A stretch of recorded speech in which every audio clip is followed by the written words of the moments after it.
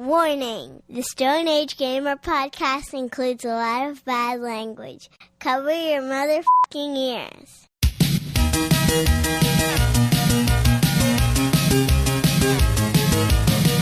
Good evening and welcome to the Stone Age Gamer podcast. I'm Kris Randazzo and joining me tonight is non-responsive numeric keypad Dan Ryan.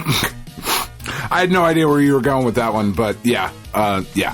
The next installment in our Stone Age Standouts series is here. This week, Dan and I will be discussing our top 5 games for the Intellivision. How did our hands handle that wacky-ass controller? Watch out for deadly discs because the Stone Age Gamer podcast starts now.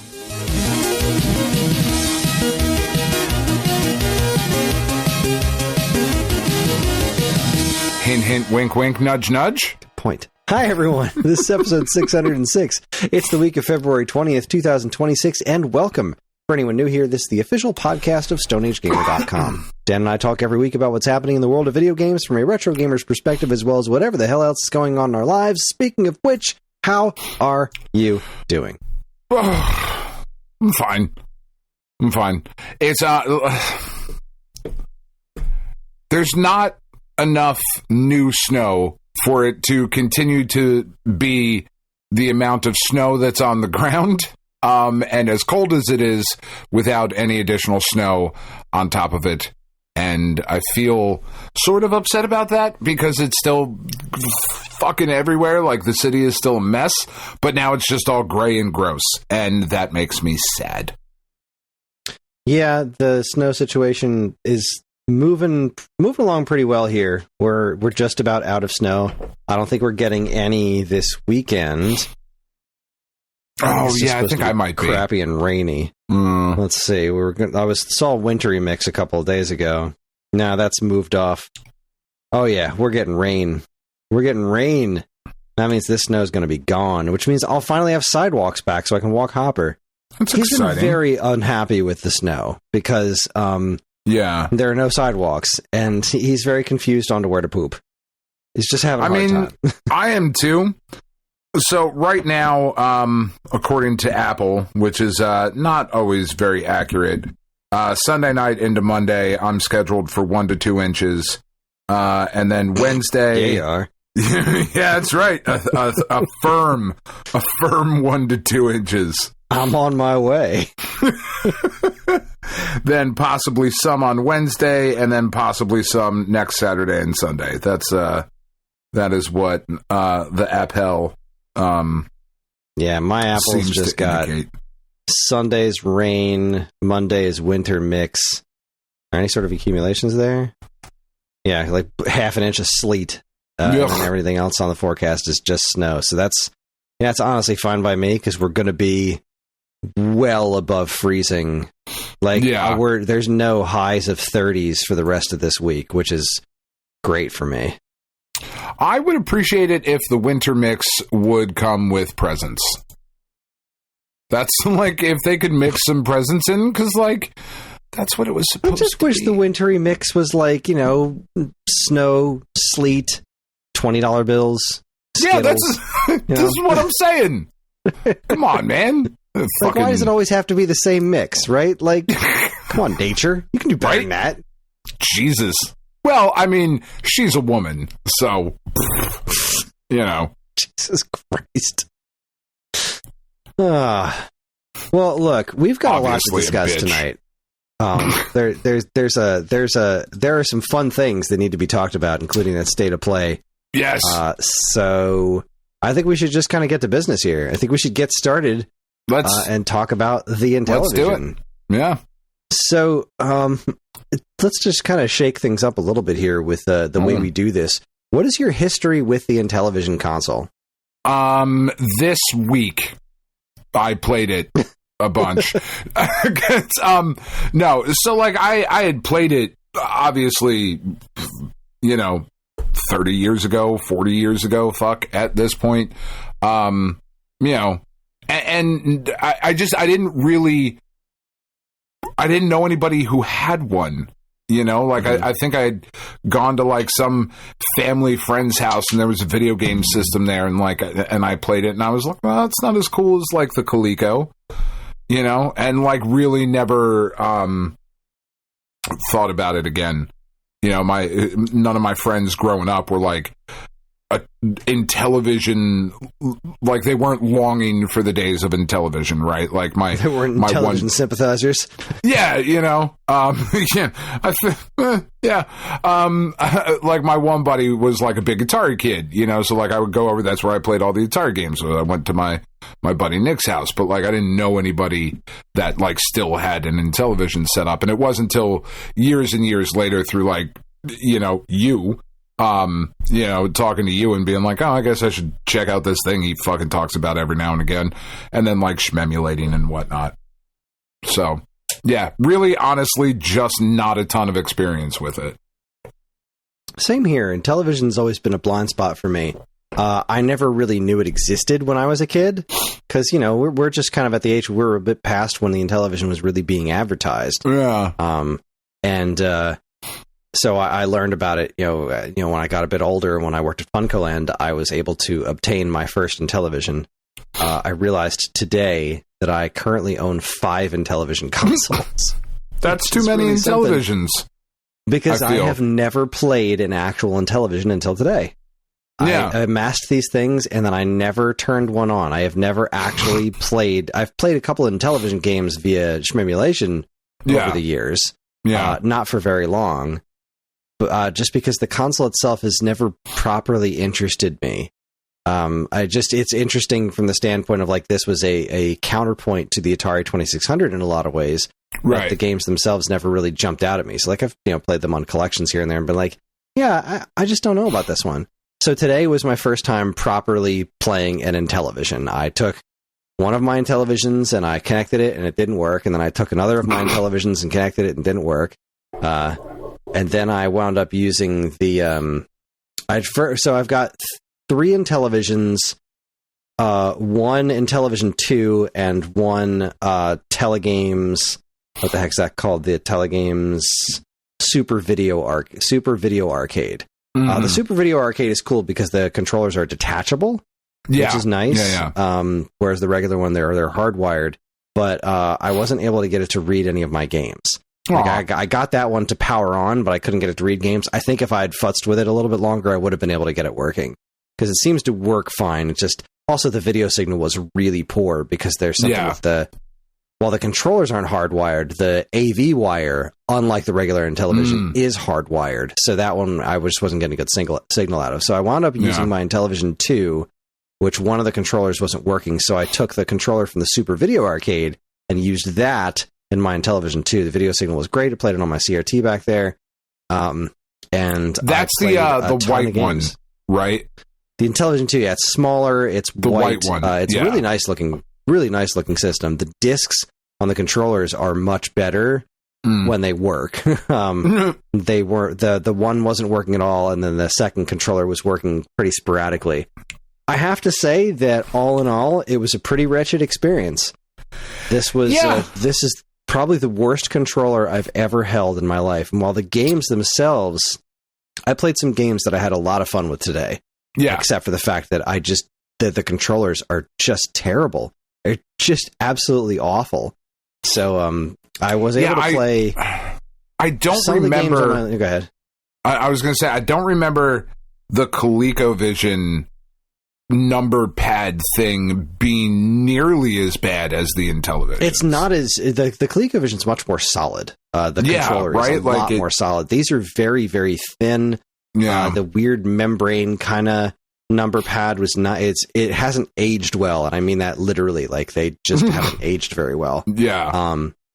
Of the games that made my list, 3 of them are ones that I actually have the cartridges for. Unlike the Atari one, I didn't bring them over here because there's no artwork on the cartridges. Like, even on the camera, you just see me holding up a little black rectangle. So I decided to skip that. Skip that for this one. I was going to say, I might have a black rectangle I could go grab real quick. Hold on. And here's one of my favorite. I mean, there's a brown rectangle, but, oh, wait, no. I have a black rectangle.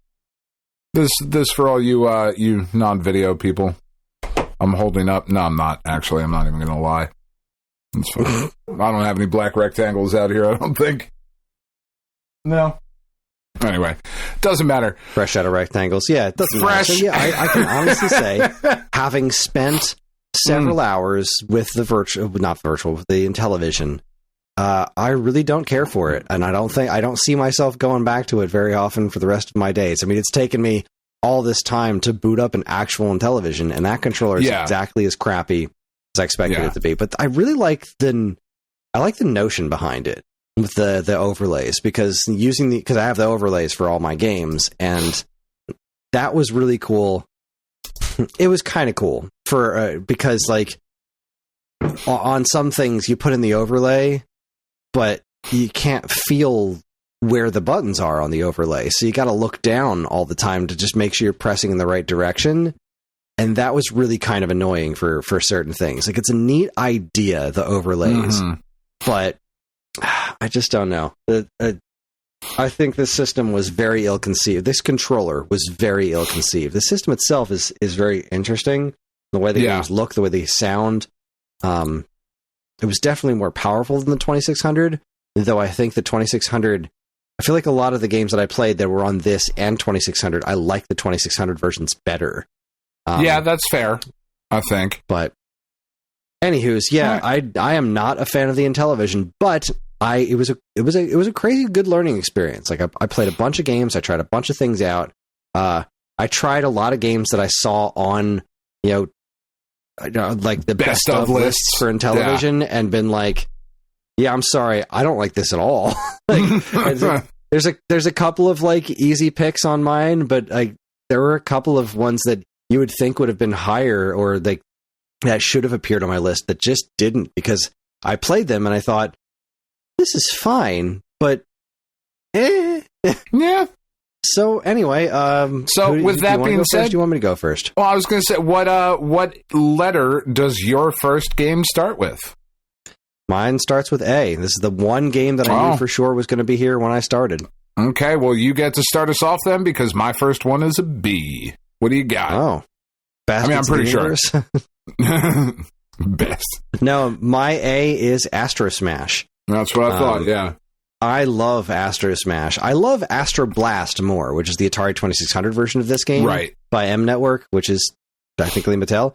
The Atari 2600 port I like better. It's much faster, but the Intellivision version, well, it doesn't move as smooth, and I don't think it sounds as good as the Atari one. The Atari one's got a crazy good sound. The fact that everything is smaller and more spread out makes the game a lot more playable. Like, I was able to get farther into it than I typically was in the Atari game, because the Atari one is so fast. But that's part of its charm. But, that said, I really enjoyed my time with Astro Smash. I thought that was I'd played the Intellivision version of this before via shmemulation, and the disc wasn't terrible with this one, because you're just moving left and right. So, yeah. I mean, for anybody who's never played Astro Smash, it's kind of like, I guess the best way to explain it would be kind of like a cross between Asteroids and Space Invaders. So, like, you move a ship like Space Invaders, but the asteroids are falling down. And when you shoot them, sometimes they split up into smaller ones. And when they hit the ground, it doesn't kill you, it just costs you points. So the more you blow up everything, the more points you get, and the fewer points you lose. And there are also these like atomic bombs and these like guided missiles that'll come down at you that make these, loud noises and whatnot, and you got to blow those up, because if the atomic bombs hit the ground, then you die, or if the heat-seeking missile hits you, you die. But it's a neat game. The way that the background changes colors, I found very jarring. So when you score a certain number of points, you like kind of level up, and it changes the background colors. So like these really garish colors. The game looks pretty solid when it's black in the background, but when it's like purple, it's just I don't know. It doesn't quite work. I mean, I see what you were going for, but the black is just easier to read and therefore play, right? Like, and look like space, which is what you want in your video game. So I don't know. Astro Smash is a great time. Don't fucking start yawning now, Chris. We're 10 minutes in. Should I be recording this? The thing I will say about my list is that I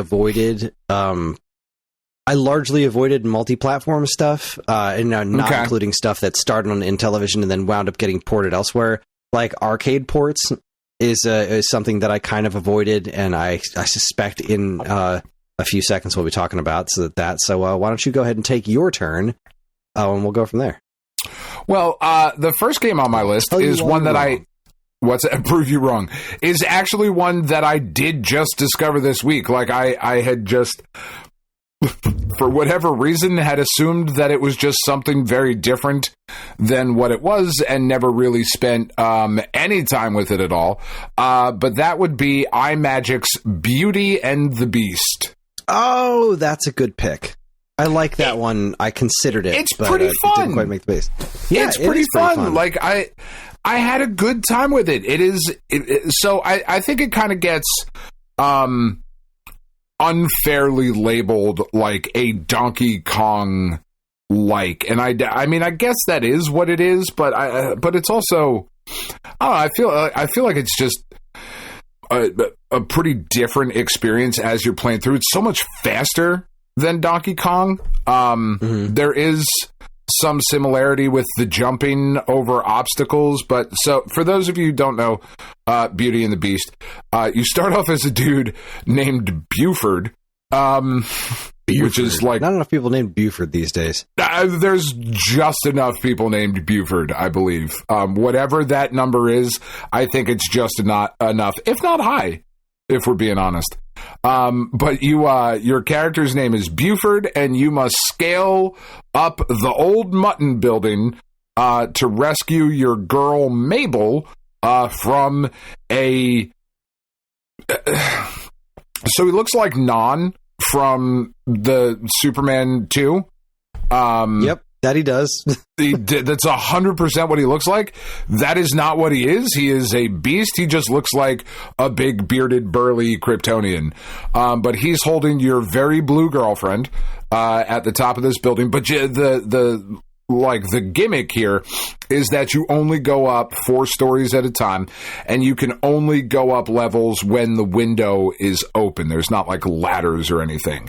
It doesn't really make a ton of sense. And it starts off like pretty slow and pretty easy because Mabel like throws hearts down at you that make you invincible, and like there's like fireballs and shit coming down or whatever to get in your way. And you can get through the first building pretty quick, and like you scale up the 4 floors, and then you get to the top, and the beast falls from the top, and a helicopter comes to rescue you and Mabel. Great. Then you go to the next building, which is basically essentially the same building, but it gets crazier and faster and more shit on the screen. And as you progress through the game, it does get to be pretty fucking fun and pretty challenging. I was really pleasantly surprised with this one. Yeah, I messed around with this a little bit today, and I'd played a version of this in the past. I like it. It is it is a take on the Donkey Kong formula. I think it's an interesting one. I don't think it does Donkey Kong as well as Donkey Kong does, but it's certainly better than Donkey Kong for Intellivision. So, yeah, that's true. And also, this is one of those kinds of games that playing this with the disc was a wretched experience. Just not okay. And I will have you know that the controller that I used was one that was functioning properly. It's just, it's just not good. But no, that's a solid pick. That's not what I thought. I thought you were going to go with Burger Time. Oh no, that's the next game on my list. Spoilers. Okay, all right. Yeah. Then we'll get there. Because we're just taking turns, right? We're not just going over all alphabetically. Yeah. No, okay. Now you just go back to you. Yeah, Beauty and the Beast. It's a cool game. I had never, like I said, I had never played it. I, for whatever reason, thought it was associated with the television show, which makes no sense because the game came out way before the Ron Perlman TV show. But in my mind, like as I was looking at ROMs and whatnot, I was like, oh, fuck, Beauty and the... Ew, I don't want to play that. That show sucked. Can't imagine it's any good on the Intellivision. Yeah. Well, yeah. Hold on, I'm checking something. I will not. Very dare you. I thought this was on Atari, too, but I guess I'm crazy. Anyway, my next one jumps way ahead in the alphabet, and that would be Shark Shark. Oh, I like Shark Shark. That is last on my list. Oh, cool. Yeah, I've got 3 past that one alphabetically. Holy son of a bitch bastard. Yeah. Shark is great, and it's unique to Intellivision. It is. Yep. It's your little fish. It's like, I don't know, fish katamari almost, right? Because you're a little fish and you eat fish and you get bigger, and that lets you eat bigger fish, and you can like nibble on this shark's tail and piss him off, and it's a really fun game. There's not a whole lot to it. It's just one of those really basic concepts that works really well for what it does. This was one that I do not actually own this one. That makes me sad, because this is kind of one of the Intellivision games that I think a lot of folks think of when they think of the Intellivision brand. Yeah. But this would have made the starter kit as well, because it's relatively affordable, right? And it is like one of those singularly identifiable Intellivision titles, right? Yeah, it's very Intellivision. Yeah, it's a great name. Shark is a fucking awesome name for a game. That's great. Well done. And they like the what is it? The like itch.io and whatever. There's been a bunch of games that have kind of copied this formula throughout the years, right? Of you eat something, you get a little bigger so that you can eat the next thing, get a little bigger, right? Yeah. And like you said, Katamari is like that too.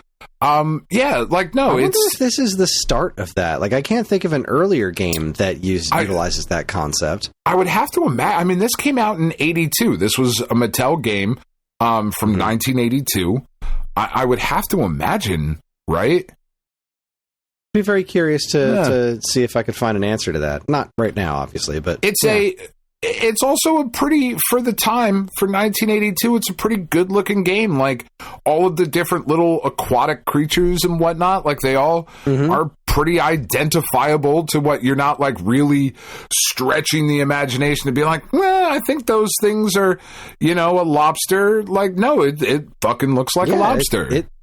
It looks pretty good, all things considered. It's whatever. Fuck. What did you think the scorpions look like in fucking Pitfall? Yeah, the aardvarks, right? Like, you're not stretching it that way, You're like, oh, that's a fish, and that's that type of fish, and that's a fucking that type of fish. That's a lobster. That's a shark. Yeah. It's a good game. But I love that one. Yeah. Shark is dope. You said that was on your list? That is the last game on my list, because the next game on my list, Chris, is Burger Time. At which, you knew it was going to be on my list. I fucking love Burger Time. I talk about Burger Time all the time. I think Burger Time might be my favorite old school arcade game. I think it might be. Like, I think I finally, at 45, am comfortable enough in my own skin to admit that. Right? You don't look. Burger Time is phenomenal. It's fucking great. Such a good arcade game. And the Intellivision port is really good. It is a very solid port of Burger Time, and I think the reason that I didn't pick it really just kind of depends on how you're looking at this. Like, if we're looking at it as is this just one of the best Intellivision games all around? Maybe. Is it the best? Like, right now, if you were to play an Intellivision, what would be the point of playing the Burger Time on Intellivision other than to be able to say you played this version of Burger Time, because it is a lesser version of Burger Time. Like, yeah, it's. I mean, you're not wrong. I feel like it doesn't with the arcadey type stuff, like the ports. What struck me about them a lot was that there's such lesser versions of those things because of the controller.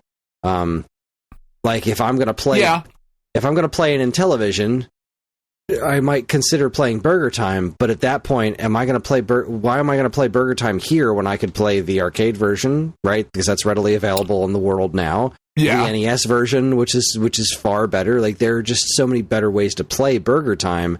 I had a hard time putting something like that in this essentials list for Intellivision, because there are experiences that I thought were so much more specifically Intellivision than that. You know what I mean?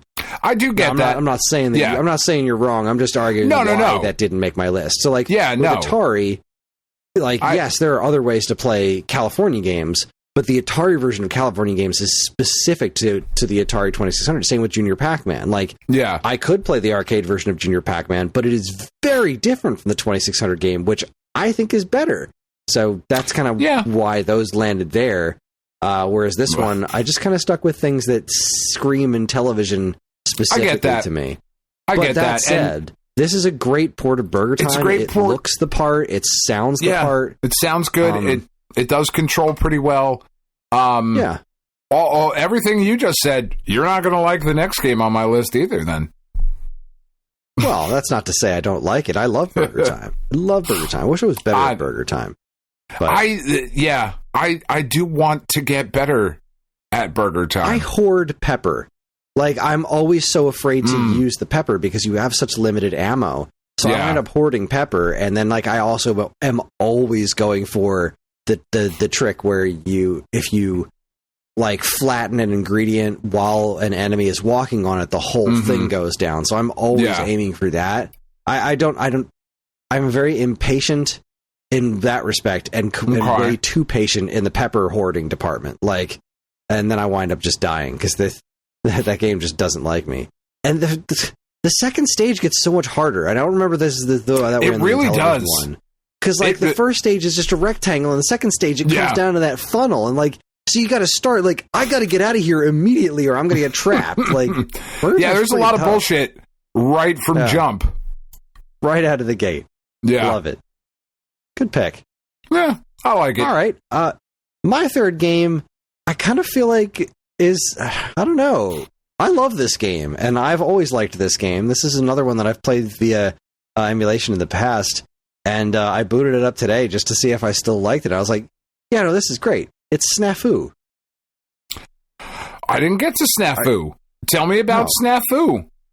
Snafu is basically the Intellivision version of Surround, or like Tron Like Cycles, basically, except it's 4 players, where there's 4 characters on the screen.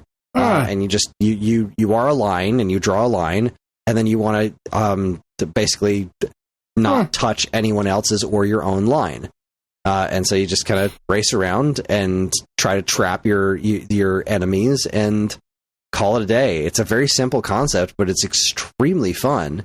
And there's just I don't know. There's something about the look and sound of the Intellivision one that. You know, it's the name Snafu that works really well, and I don't know. I've always liked this one. This is one of the few games that really just reminds me very specifically of the Intellivision. And I had this cartridge as well, and like I said, I plugged it into my system today and tried. I have this rectangle controller. Yeah, and yeah, it was a good time. I had a ball with it for about 5 or 10 minutes, and I was like, yeah. This is good. I like this one. This is a solid game, and it's got its own personality. And even though the disc sucks, it's still very doable. So yeah, yay Snafu. All right. Yeah, I know absolutely nothing about that, but I will check it out because the next game on my list is another arcade port. A very fucking expensive arcade port, and had I checked the price before we started recording, I might have put something else on here. But I went with Dig Dug. Because if Burger Time is my favorite arcade game, Dig Dug is pretty close to the second spot, if not firmly in that second spot. I really, really love Dig Dug. I think it's a super, super fun game. And the Intellivision port is really, really good. It's just really solid. I mean, what is there to say? I haven't played the Intellivision version. It looks good. It sounds good. You know, and it should, right? Like, this came out in 1987, so we're getting towards. So this is a late one. This is like one of the later releases for the Intellivision. But yeah, it's a really, really solid port of a really super fun arcade game. So. Dig Dug it is. Yeah, I'm looking at a video of it, and it looks pretty nice. I wonder what So No Swear Gamer at the time that he reviewed it, he had been ranking like all the Intellivision games. Okay. At some point, this was 6 years ago when he reviewed Dig Dug, and he placed it at number 9. Like all time on the list. Looks like it. Yeah. So again, I'll take that. Just at the point that he had gotten, right? Because he was doing it one game at a time. So it looks like it beat out Beam Rider, which, again, I didn't know Beam Rider was on Intellivision. That's interesting. It's not a good version. For some reason, when I was sitting down to do this week, I was like, man, I think the Intellivision version of Beam Rider is really good. I think I've heard that somewhere. And if I had heard that somewhere, it was incorrect. Because it's not a great version of Beam Rider. Unsurprising. I have found that a lot of games that are on other platforms on Intellivision weren't necessarily the greatest versions of them. Yeah. All right. Well, my fourth game is really great, and I really wish I owned this one physically. This is the other one that I had to play through Shmemulation today, which I have played in the past, which I've always liked, is called Thunder Castle. Okay. This game is so heckin' cool. A lot of people put Lock and Chase really high on their list of best Intellivision games. Yeah. And I messed around with that, and if you're going to, for my money, if you're going to do a maze game on Intellivision, you've got to do Thunder Castle. So Thunder Castle is it's a I want to say Pac-Man-esque. It really isn't specifically like Pac-Man. It's not really about claiming territory so much, but it's like you have this. You start off in this forest maze, and there's this really cool looking dragon running around, and you've got to navigate this maze and kill bats. And you've got a shield, and the woods keep forming and blocking your path around you, and then you get a key. You go into there's more dragons. You go into a castle which has all these skulls all over the place. Again, this is a game that I'm not very good at. But it's really cool looking. It's interestingly well animated. The dragon looks really cool when you kill it. And there's wizards walking around, and this is a very neat game. If you haven't tried this one, I definitely recommend it. It's as far as I know, it only ever came out on Intellivision. And it is you're right. It's really cool. It's a really good looking game very early on. This is 1982. This is, early on. Not the beginning of Intellivision, right? But pretty early, Dig Dug, we're talking 87. This looks just as good as Dig Dug does.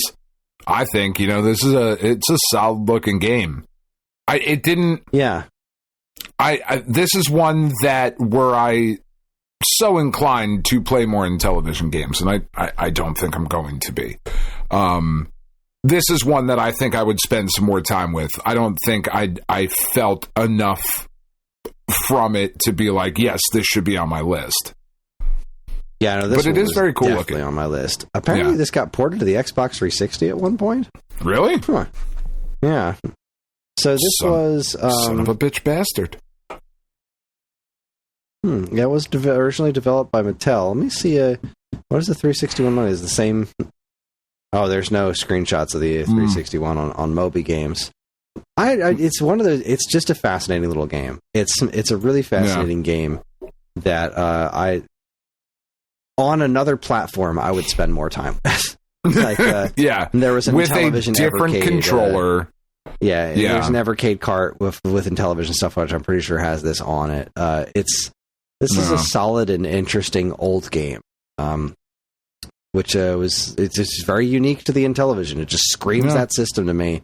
I think if you're going to play a maze game of the Pac-Man ilk, again, this is exactly like Pac-Man, but it's kind of that variety. I think this is the one to go with. All right. Well, the last game, because it was Shark, but the last game that I have on my list is actually exclusive to the ColecoVision. As far as I can tell, I did a bunch of looking today to try and see if it's been anywhere else. But, given my love for Burger Time, the unofficial sequel, Diner, has made my list because Diner is really fucking cool. Have you played Diner, Chris? No, I haven't played Diner before. Okay, so Diner takes Burger Time and puts it into an isometric 3D-ish kind of thing where you have to kick shit down the stairs to make submarine sandwiches. This is weird looking. Yeah. It's fucking it's cool. called Diner the Burger Time sequel. Yes. It's like the 3D, the isometric-ish-ness of it is really strange, because then there are parts that really don't feel isometric as you're playing it. This was a 1987 joint as well, so it looks very good. It sounds very good. This is a super fucking cool game that, like I said, as far as I can tell, is nowhere else other than the Intellivision. Yeah, it's looks like this actually wound up in the 10 spot for No Swear Gamer. This was cool. Way later, so yeah, that was the. Yeah, like I don't even see Beam Rider in his top 10 on here anymore. So it's super weird. A bunch of stuff. It's super weird that a sequel to like one of the most popular arcade games of all time has never appeared anywhere else. That's like a really weird thing. Associates, and yeah, it's just only been on Intellivision. And like it's made by Data East. They put games fucking everywhere. Like, well, it wasn't made by them. It was actually published made by Data East. According to Moby Games, it was published by Intellivision. Oh, was it? Then it was developed by Data East, wasn't it? I have developed by Real Time Associates. Isn't that Data East? Don't believe so. Oh, maybe I'm wrong then. I thought there was Data East. Oh, whatever. The fuck do I know? I mean, it must have been licensed by Data East, because it's definitely Peter Pepper. It's a sequel to Burger Time. Let's see, for use with any Intellivision, blah, blah, blah. What's the back of the box look like? Trademark of Data East, used under license. So yeah, look at that. They licensed the character, but they made it for the Intellivision. That's pretty neat. What are the credits here? Ray Kastner. Whoa, the Ray Kastner? Let's see, what else has he done? Burger Time. Yeah, 1983, the Intellivision version of Burger Time. He did Masters of the Universe, Super Pro Football, Diner, Mountain Madness, Super Pro Skiing. So yeah, he did a small handful of Intellivision games. That seems to be just about it. I mean, I'm a boy from Jersey. Of course, I put a game fucking called Diner on my list. If that was, of course, you did. Like, if it was even remotely playable, that was making the list. It just happens to be a really solid game, and it might actually be my favorite game on the Intellivision, because it is, like I said, so much of my list. Shark isn't anywhere else, and it's kind of a uniquely Intellivision thing. But this sequel to Burger, really cool. I was completely unfamiliar with this game. It's great. Diner is my top choice. Well, my final choice, I don't know if it's my top choice, but my final choice is Tron Deadly Discs. Yeah. I like this game. I hadn't really messed around with it before. I'm a sucker for Tron. And it's good. I turned it on and I was enjoying myself. And then the big space paranoid showed up in the middle. I was like, yeah, okay, I like this. I like this a lot. Yeah, it's good. And I found myself sticking with it for way longer than I expected, because, I started playing. I was like, yeah, okay, this is okay. This is kind of fun. This is okay. This is the game that I was having a lot of trouble with the aiming. Right. Because of this stupid controller, the numeric not what you want in a like, Tron game. Not so much. But I got the hang of it, and I couldn't put it down. Like, I just kept going, which is, I didn't expect to have as much fun with as I did, but I really did. So it wound up making the list. Took some time, but I did it. And once I was done, I took stock of everything that I'd played, and was like, yeah, no, I really liked this one. This is definitely one of the Recognizer. That's what it's called. This is definitely up there for me. I rather enjoyed it. I think it's interesting that no sports games made either of our lists when it was kind of known for sports games, right? Like, or am I misremembering that? No, yeah, sports games were definitely what this was known for at the time. Because the sports games on this were far more realistic looking than the ones on Atari. But it didn't make either of our lists? No. Because I just don't really like them all that much. Yeah. So we got some feedback on these, huh? Do we want to go over prices or what? Yeah, let's go over the prices. So give me your list in alphabetical order with your prices, so we can see who is a fancy bitch. According to price charting, Astro Smash is going for loose $4.08. Complete in box $8.95. Shark goes for $12 or $27.49. Snafu, all of $3.62 or $10 for complete. Thunder Castle, $25.24 or $61.11 complete. And Tron Deadly Discs is $5.97 or $15.15. I mean, I think you've got me beat on price for sure. So beat on price. So I'm just adding up my complete in box, because whoo boy, does Diner really push that over the edge. So Beauty and the Beast, loose is $5, complete in box is $12. Burger Time loose $9, complete in box $16. Dig Dug, like I said, had I realized before we did this, I probably would have put like maybe Popeye or something, or like Space Patrol, I don't know, fucking something else on there. Dig Dug is $35 loose and $76 complete in box. Diner, the only one who I think is maybe worth the price, $36 loose, $88 complete in box. And Shark, like you said, $12 or $28 complete in box, which would put my loose titles at $97, or complete in box collection for my standout list is $220 fucking dollars. Never for Intellivision stuff. Not in a Do not years. Spend that much money on Intellivision shit. Just don't. Cannot say I'm a fan. No. Don't see myself going back to it. I'm still glad I own the system, because it is a very interesting piece of history. Yeah. But, I should sell off my extras. Fine. It was fine. I really like Diner. I really like Diner. And maybe if I had spent some more time over this last month, but, life continues to happen and there's other shit to play. And nothing really grabbed me. So I cheaped out a little bit and went with some arcade ports that I know are safe, but I had a good time. And I do think, like, if you're going to play games on the Intellivision, these are games you should play. Like, I do stand by my picks, Mm-hmm. I just don't think the Intellivision was all that special. And maybe that's because I didn't grow up with it, Maybe that's because maybe if I had some nostalgia for it, but I just don't. See it. It's not for me. It's not my thing. Yeah. It does not excite me.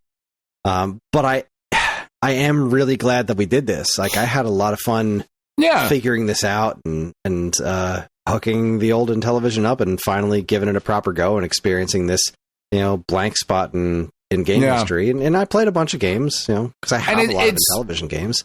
It's nice and easy, too, because you can just, like, with these old games, right, you can just jump in for, like, I know within 5 or 10 minutes what I'm looking at here. It's really not going to change all that much. So we've got some listener feedback for this episode. We're going to actually back up just a tiny bit, because our good friend Ferg pitched in with his Objective 2600 top 5, no particular order. I love this. Space Invaders made the 2600 into a juggernaut. Previously, home video games were mostly a Christmas item. This game changed all that. Also, it's arguably better than its arcade counterpart. I would also argue that, as I did during the episode. I think this is one of my favorite versions of Space Invaders. A phenomenal pick. Adventure gave graphics to the popular computer text adventures of the day. Extremely simplified, but the red duck seahorse dragon chasing you down was and is terrifying. Of course, Ferg's going to pick Adventure. Ferg's a big Adventure fan, and I don't blame him. No. Pitfall. When I was a kid... Pitfall. We'll talk about that in a second. When I was a kid, I did notice that the Activision games looked and sounded better and different than the games made by Atari. the fact that Pitfall had these qualities and was 10 times bigger than Adventure was mind-blowing. Yeah, Pitfall is an incredible game. I played the Intellivision version today, which was really weird because it looks almost identical, except the vines swing in a really unnatural way. And also there's a different button for getting off the vine, which was... I couldn't figure out how to get off the vine. I'm like, okay, what am I doing? And then I pressed a different button. It's like, oh my God, there's a button for jump and a whole separate button just for getting off the vine, which is so dumb. But also the weirdest thing is that it looks almost identical, but sounds like totally different. It's really weird. I have a separate button for getting off. Well said. Warlords, basically competitive breakout. If you have 4 people in this game, all of you are going to have an incredible time. That is very true. Sorry, I need to write down before I forget it. Got it. Sorry, just taking notes as I go. And then Solaris, probably the best looking game on the system. It squeezed so much out of a 10-year-old system and kind of gave the 2600 new life for a little while. Yeah, this is great. Absolutely wonderful list. We talked about Solaris on the last episode a little bit, and yeah, I agree. That was one that I overlooked. That's a really cool game. But he has another one. My subjective 2600 top 5. Again, in no order. I feel like I should read this one. Yeah, you should read this one. Boy, do I disagree. One of these. For subjective top 5, again for the Atari 2600, miniature golf. When people now complain about the sounds and graphics of the 2600, this is the game they are talking about. It's all squares, lines, bloops, and bleeps, but the gameplay is there and fun. Hard Superman. Agree. Miniature Golf for 2600 is genuinely good, and I only really know it because Ferg convinced me to play it, because I always looked at it and said, yeah, I don't know, I'm not playing Miniature Golf. And then I played it, and I was like, oh, wait, this is actually really good. This is really fun. This is awesome. I'm actually having a good time, son of a bitch. Game I did not have a good time with, though, Superman. Is this the first case of a console game using another game's engine? Maybe so, but it expands the rules of adventure and makes a hell of a lot more noise than adventure. It also has a more confusing layout, and that's saying something. Well, maybe I do. Yes, it really is. We talked about this on the show, last year before? Yeah. And I finally really put some time into it, and I really enjoyed it. Once I got the hang of it, this one clicked with me. So, yeah, I'll agree with Ferg. Still better than the NES one. I'll give you that. Kaboom! The best battle game ever created. You see the lit bombs and hear them crackle and watch everything eventually reach crazy speeds. And then you think this game is smaller than some texts that I've sent. Yep. Which is crazy. Yes, Kaboom. Kaboom is fucking dope. Yeah. Yeah, it is. Cosmic Arc. This is one that I am not familiar with at all. Even twitchier. Am I familiar? I don't think I am. Maybe I'm speaking out of turn. It's an iMagic game. Maybe. I'm fucking getting old, Chris. It's pretty memorable. There's a big glob in the middle of the screen that's the Cosmic Arc. It's dude, I got to tell you, the memory problems are still strong. Almost a year removed from my last treatment. Like, I am taking my mother-in-law. She has a cruise that she's going on. I'm taking her to the airport tomorrow. Which I promise you has been told to me multiple times before today, but as of today, it was fucking brand new information for me. I was like, yeah, all right. I mean, I guarantee somebody's told me. Had no idea. Anyway, Cosmic Arc, even twitchier than Kaboom, if that's possible. The gameplay is great, but stay for the starfield and the snapping laser beam. Junior Pac-Man, sure. Pac-Man on the 2600 wasn't great. Miss Pac-Man went a long way to fix that. Junior came perhaps too late to the party, but he blew his parents... That's a weird way to end that sentence, Ferg. No, there is more. He blew his parents right out of the water on the 2600. It has no right being this good, but it is. Great. Yep. So that made my list. Junior Pac-Man's an incredible game. Yeah. Incroyable, as they say in French. They do. I've heard them. I've been there. Thank you, Ferg, for that list. But we're not done with Ferg yet, because Ferg got more. So Ferg then says, I didn't grow up with Intellivision. Only one of my friends had one when I was a kid, and I spent an afternoon at his house playing it with him. Years later, I finally got one, but because I grew up with the simpler games on the 2600, I still haven't gotten much into the catalog, so my list is limited by that. Once again, in no particular order. See, I think the Intellivision's just not that great, because I feel like this is a similar thing. Like, it's a blind spot. I haven't really played a lot of it. There's a reason a lot of people haven't played a lot of it. Yeah. All right. There's a reason it's not as popular as the 2600. Yeah. Well, Major League Baseball. This is the game that my friend Russ and I played the most that afternoon, and the one I liked the best. I could not believe how much more advanced than Atari's Home Run it was. It was actual baseball. Yeah, that's a very solid point. Home Run was pretty simplistic. Yeah. Astro Smash, yay! It's look at this. It sort of combines asteroids and space invaders. Yes, indeed. And it does a great job of it. Losing points when an object got by you was a nice touch. Yes, Astro Smash, great pick. Advanced Dungeons and Dragons, Cloudy Mountain if you're nasty. This game is more the Intellivision version of Adventure on steroids than a D&D game. It looks intimidating, but it's a lot of fun. I did not get this one at all. I tried to put a little time into this one earlier today, and I was like, I don't get it. I just don't get it. I'm sorry. I don't understand it. There's two Dungeons and Dragons games that are games. They both rate pretty highly, and I played them, and I was like, man, I need to put more time into this than I'm willing to. So, I didn't. This is the one that I have. The Cloudy Mountain one is the one that I have. I don't have the other one, so I didn't even bother trying to simulate it. Just wasn't interested after this one. This did not scratch the itch, as it were. I didn't find the joy in it. Pinball. This is a go-to game for me whenever I play Intellivision. It looks great. It's very colorful, and the physics are pretty good. The table is 2 screens wide, so you get some variety. Yeah, this Pinball for Intellivision is pretty solid. And then Beauty and the Beast. Is it Donkey Kong? Is it Crazy Climber? Is it Popeye? Sure is. It starts out deceptively simple, but gets difficult quickly by adding different enemies and obstacles as you go. It's very satisfying when you reach the top and knock Gaston in the furry suit off the roof. Yeah. Oh, great. Good picks, Ferg. I like that. Yeah. You want to take the next one? I will. Genix writes in Intellivision just fascinates me. I love the sound and music, but it's such a pain in my hands to play. 100% agreed. Here's my picks. Bump and Jump. Solid game. I like Bump and Jump. Burger Time. It's a really good port. You're not wrong. Diner. See, that's why me and Genix, I like that guy.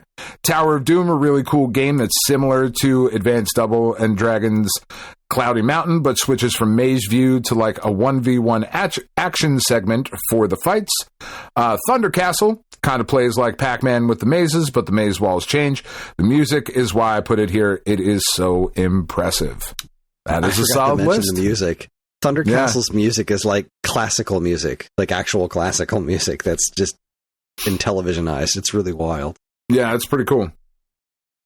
Let's see. Unas Levin says, I need to play more Intellivision. By all counts, to me, looks like a better version of 2600, all but that control pad. Yeah, so to kind of respond to that, I have to say, it looks like a better version of the 2600, but I find most 2600 versions of these games I find them more fun to play. I just didn't have as good a time with this. Yeah. Genix did a SpongeBob gif of his hands all messed up after playing Intellivision. Yep. I don't. Scion Storm says, I don't have anything really to contribute to the episode, but I bought an Intellivision about 10 years ago alongside a bunch of games. The only one I really remember playing was the Tron game that uses the talking adapter. It was clunky at best. Always wanted to spend more time with it, but never did. I'm just... You can do the last list. Yeah, you can finish this off. I like Chronodins. I've never played an Intellivision, so I'm just going to say, yep, what Genix said. That's my list, too. Played a ton of Bump and Jump on the NES. I'm going to boldly assume the Intellivision port is just as good. I would argue it's not. But it's still a fun game. Like Bump and Jump is just kind of inherently fun. It works pretty well on Intellivision, but the NES one rules. Yeah. Rumbleminz's list for the Amico would be Shark, Astro Smash, Demon Attack, Finnegan Fox, and Cornhole. So yes, all of those were great. Yeah, they were outstanding. The Amico, 10 out of 10. Yeah, Intellivision Amico. It really is just such a shame, though, because, you know, you look back at this system and you see the type of games that were on there, and they were so close to being really, really good, but with a shitty controller, and they were onto something. Not to go, you know, fucking down that rabbit hole again and getting the Tallarico people up in arms or anything, but it's just such a shame. I'm so much less interested in this system and learning anything more about it than I was before all of that started too. You know, which is just kind of a shame. Yeah, the Amico really kind of tarnished the reputation of the Intellivision tad. It really did. And that's a bummer. It means Diner will forever be locked to the... You never know. Duke Nukem Forever came out, Dan. Anything's possible. I mean, that is fair. But I don't think there's a lot of people like fucking beating down the door like, where the fuck is Diner, you pricks? You gatekeeping assholes. Look, they released a Snow Brothers collection this year, so again, I say anything's possible. Yeah, that is fair. So, what's our? I have thoughts on our next system. Okay, I mean, so next on our list, if we are following the original plan, would be the NES. However, we were going to skip Coleco? Well, we didn't do Coleco the first time. Oh, we didn't. When we did starter kits, we went Atari 2600 to NES. That was the way we went. So I was going to humbly suggest that we do ColecoVision, because that one I do have experience with and would like to talk about. I am actually going to agree with you. We should absolutely do ColecoVision, but I'm going to say we shouldn't do that one next. Oh. I had such an interesting time learning about the Intellivision library. Which is something I'd always wanted to do. And I thought it would be interesting to do that for one other system that was competing during this time period that has a pretty exclusive library of games. All right, what you got? You can tell me to go kick rocks. Oh, I'm already in. I'm in. All right. Then I would like to suggest that our next platform before ColecoVision be the Odyssey 2. Yep, I have no idea. That's a system that I've played I think I've played Casey Munchkin on it, and that's about it. I have one. I have a stack of games. It doesn't have a huge library, but it certainly has enough. And I think almost everything on it is exclusive to it. Like, it's a very unique platform. Yeah, and I would love to do what we did with Intellivision for the Odyssey 2 and spend some time with it and learn its library and pick our picks. Yeah, and it'll finally help me spell Odyssey. There you go. One of these days, you'll get it right. I had thought, well, boy, it would be cool if we did it for Channel F, but there's just not really enough games for Channel F. No. I think there's 13 games total or something. It's just, Channel F I would have to pass on. But I'm looking at these other older systems, and the Odyssey 2 was kind of, that was in there. It wasn't as big as the big ones, but it was there. They put a real shot into that one. And it's a neat looking platform. I would very much like to cover it. So that's what we're going to do. The Odyssey 2 is next on the fucking list. There it is. Fantastic. And with that, we're going to take ourselves a quick break. When we come back, we're going to cover week-old news, including the very eventful Sony State of Play. You are listening to the Stone Age Gamer podcast from Geekade.com. Stick around.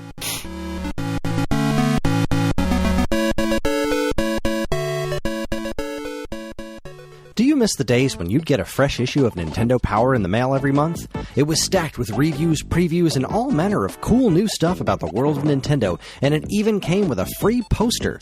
Well, you don't have to miss those days anymore because Nintendo Force is here.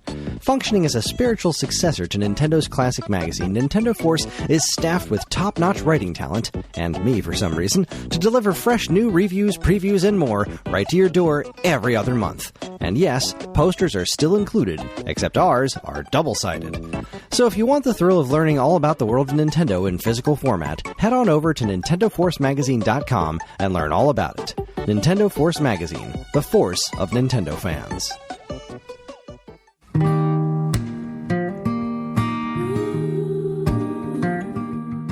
We are Safe at Home, the leading dog rescue in the heart of New Jersey. Are you searching for a loyal companion, a dog that will bring love and joy to your home? Look no further than Safe at Home. At Safe at Home, we believe in giving every dog a second chance. We rescue, rehabilitate, and find loving forever homes for dogs in need, right here in the Garden State. Our dogs are ready to make a lasting impact on your life. Each one has a unique story, a wagging tail, and an incredible capacity for love. When you adopt from Safe at Home, you're not just gaining a pet, you're becoming a part of our family. Our dedicated team ensures a seamless adoption process, providing ongoing support and guidance. With New Jersey's beautiful parks, beaches, and trails, you and your new furry friend will have endless opportunities for adventures and cherished memories. Safe at Home relies on the support of compassionate individuals like you. Your donations and volunteer work enable us to continue saving lives and finding forever homes for these amazing dogs. Join us in creating a safer, happier community for dogs in New Jersey.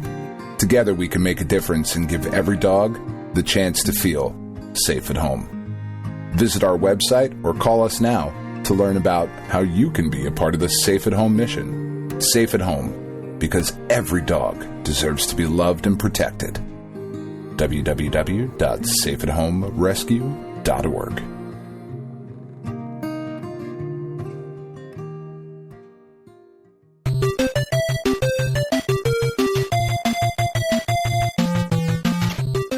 All right, everybody, we're back. We took ourselves a break. Dan talked to Ellie again. I don't know about what, because I didn't have my headphones in. I had an Oreo cookie and some chocolate milk, and it was glorious. It's been a heck of a 5-10 minute break there. It was very eventful. Lots of things, a lot of moving parts, a lot of things happening. Yeah. A lot of plates spinning, levers. Yeah, so many like plates. That. Very, very, very good stuff. So many which plates. means it's time for my favorite segment, your favorite segment, everyone's favorite segment. Strap yourselves in for Week Old News. Welcome to Week Old News, where we talk about all the news that was new a week ago. And first up, Ubisoft workers. Polygon reports Ubisoft workers go on international strike in response to impending job cuts and RTO mandate. Good. Boy, Ubisoft sucks, huh? They really fucking do. Oh, God. It just seems to be every fucking week there's just something about Ubisoft being shitty or, like, taking advantage of people or canceling games that people are actually excited about. It's just...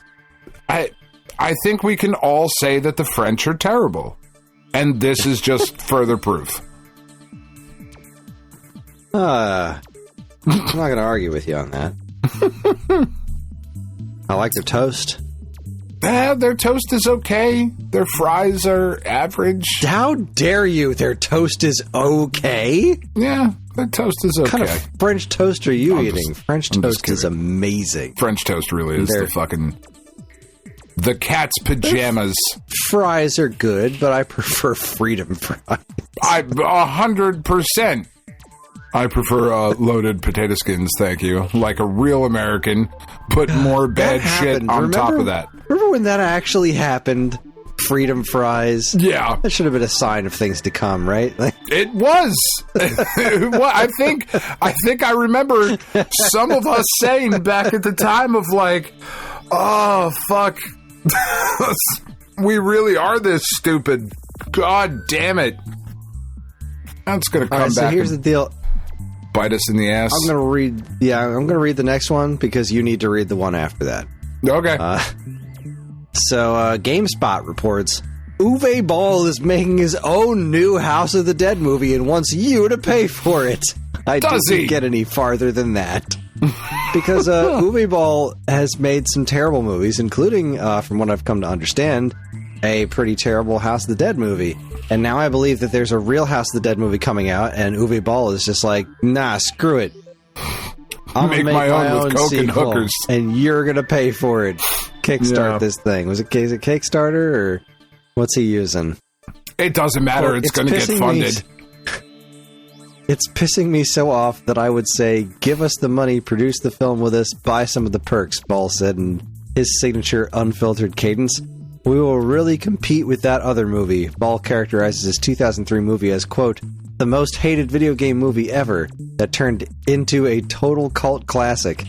The film scored 15 on GameSpot's sister site Metacritic, indicating overwhelming dislike, and sports a generally unfavorable 2.2 user score. I don't know that this movie has achieved cult classic status. I don't think I've ever heard anybody say, even ironically, that they would like to watch this movie. But what do I know? Isn't there like one scene where like it does the pan around like it does in the game, but it's just so fucking terrible in the actual movie? Or am I thinking of some different shitty ass zombie movie? Is it a zombie? Kind of sounded like you were talking about Doom for a second there, but no, it's definitely not Doom. I think it is. They did the first person shooter at the end of Doom too, but yeah. Oh man, yeah, that's real bad. What else? He did Blood Rain too, right? What else? Did he do? God, did he? I think I don't know. Let's see. Uwe Ball. Has he done anything good? Because, like, I don't know. I really don't. He keeps working. Let's see. He did German Fried Movie. Never heard of it. Oh, is that like Kentucky Fried Movie, but in German? I have no idea. It was from 91. Kentucky Fried Movie's fucking great. Part of America. All right. House of the Dead, Alone in the Dark, Blood Rain, In the Name of the King, Blood Rain 2. He made another one of those? Jesus. Wow. Postal. Oh, God. Alone in the Dark 2. Rampage, but not that Rampage. Not the video game Rampage. Oh, good. He made a movie called Auschwitz. I'm sure that's very tasteful. Blood Rain, The Third Reich, In the Name of the King 2. Wow. Zombie Massacre. Wow. All of this sounds... He made a lot of movies. All of this sounds like... a sequel, Rampage, Capital Punishment. Stuff I'm sad I've missed? Anger of the Dead? Or, what? Rampage, President Down. Citizen Vigilante. First Shift Vengeance. First Shift Redemption. So he's got 2 TBA First Shift movies, with the first Shift having come out in 2024, starring, and I use that word very loosely, Gino Anthony Pesci, Kristen Renton, and Gary Pastor.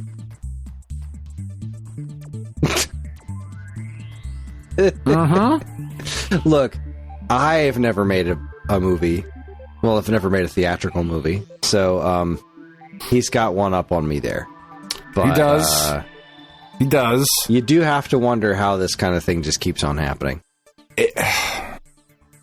Yeah.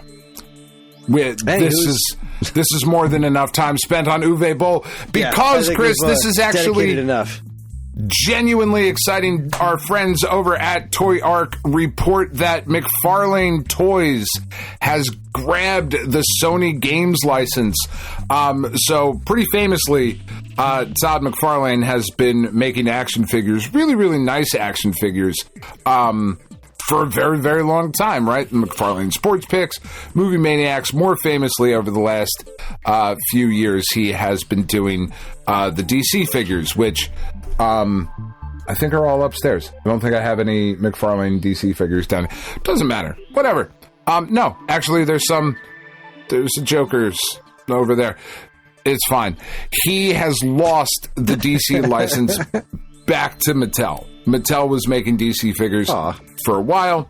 Then McFarlane got it. Now McFarlane has lost the license. Mattel is bringing a new collector's line and a kid-focused line, all that shit. So, to replace it, McFarlane has grabbed the Sony Games license, which I am super excited about. In their press release, they say that the first 2 games that they are going to be doing figures for are Helldivers, which is fine. The one that really excites me is God of War, because the God of War figures that I never got years ago are really, really expensive now, and there's some really, really nice bootlegs that are out there that are made by like third-party companies that aren't officially licensed, but they're also prohibitively expensive. You know, we're talking, over $100 for quality figures, but very pricey. The belief, because these are going to be in the lines that he has had with other things. So, like, he has done some Fallout figures, some Warhammer figures, some Doom figures. They have 2 different lines there, or like sub-lines called the Gaming and the Elite lines. And those are 7-inch figures. That's kind of what he does. So to get new 7-inch God of War figures is awesome. They also mention games like Last of Us, Uncharted, Twisted Metal, The Ghost of Yotei, Ghost of Tsushima, Horizon, Bloodborne. There are so many fucking figures that he could do. I am so excited for this.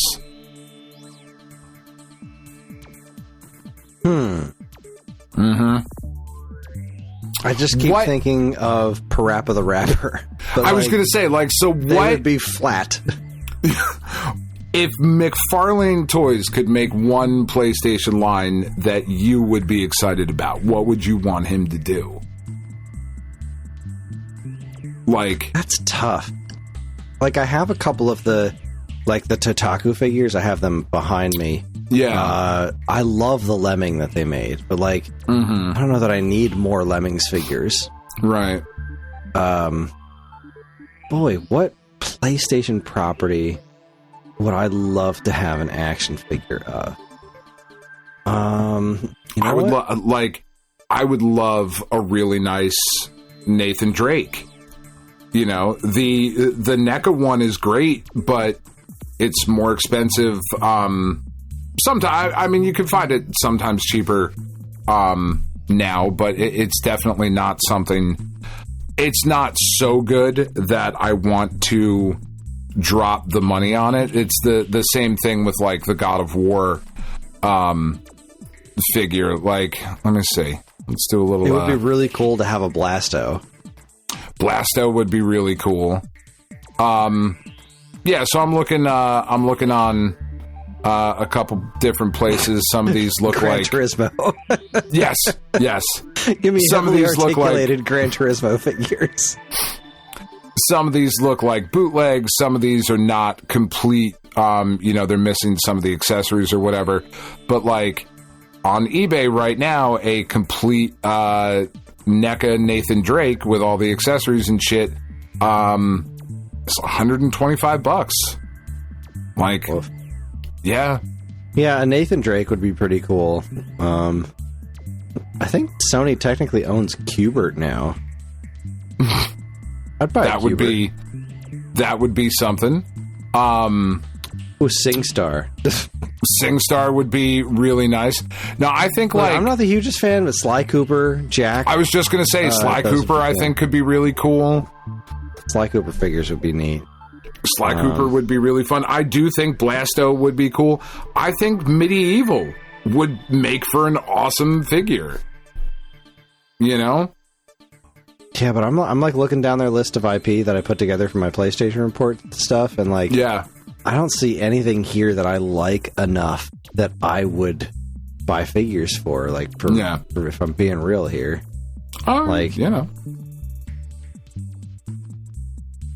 Yeah, I think Nathan Drake would probably be the closest for you. Yeah, I wouldn't mind having it. I really wish there was a Totaku-sized Nathan Drake.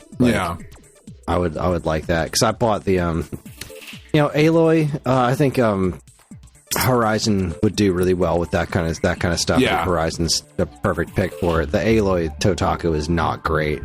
Yeah. Jack and Daxter, the dude from Journey. Oh, Astrobot. Jesus, Astrobot. Give me an Astrobot. Yeah, that would... Give me a cool-ass Astrobot figure. That's what I want.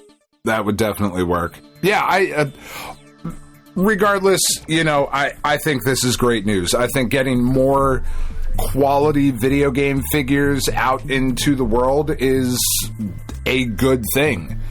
Yeah, sure. I think McFarlane Toys is perfect for that situation. But so just because I'd want to see them, not because I think that they would sell particularly well or even be a good idea, but I would very much like to see McFarlane do Legend of Dragoon figures. That would be awesome. The level of detail that he tends to put in, that they tend to put in those figures. I think the Legend of Dragoon characters would look incredible. Legend of Dragoon would be great. Wild Arms would be great. There's a ton of stuff. I'm not even kidding. This is going to sound like a joke, but it's not. Best of both worlds, MLB The Show. I mean, yeah. Tell me that wouldn't be awesome. Does he still do the baseball figures? Yeah, so he does. He still does the sports picks. One of the Aaron Judge figures that came out a while ago was aligned with the show. It had show branding on it. Oh, well, all right then. Yeah. Yeah, this is good news. I think this is great. I want a Loco Roco. Bunch of little Patapon. Yeah. Basically, so what I'm hearing, Chris, is that you would like me to get some construction paper and send you some PlayStation figures is what you want. I mean, look, I have the Parappa Totaku and he's fantastic. He's flat, which I love. And I have a promotional inflatable Loco Roco around here somewhere, so I'm good. We are missing some of the obvious ones, though, like Siphon Filter, Infamous, right? I know they're not exactly your cup of tea, but these are pretty big brands. I really want Shadow of the Colossus. That would be an Ico and that. I really want a very cool, big, detailed Sweet Tooth. That is and McFarlane kind of does that over-the-top grotesque thing really well. Yeah. I think just a really detailed Sweet... That would be very, very high up on my wish list. I might even do a fucking post about it. Not that it would make sense for the website, but I might do this and, just put it up for free. I don't know. We'll see. Well, moving right along. Time extension reports close. Quote, "We're getting close.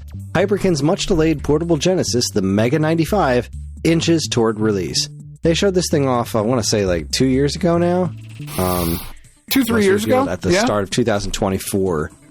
So it's basically they're making their own new version of the Nomad. Mm-hmm. And it looks real nice.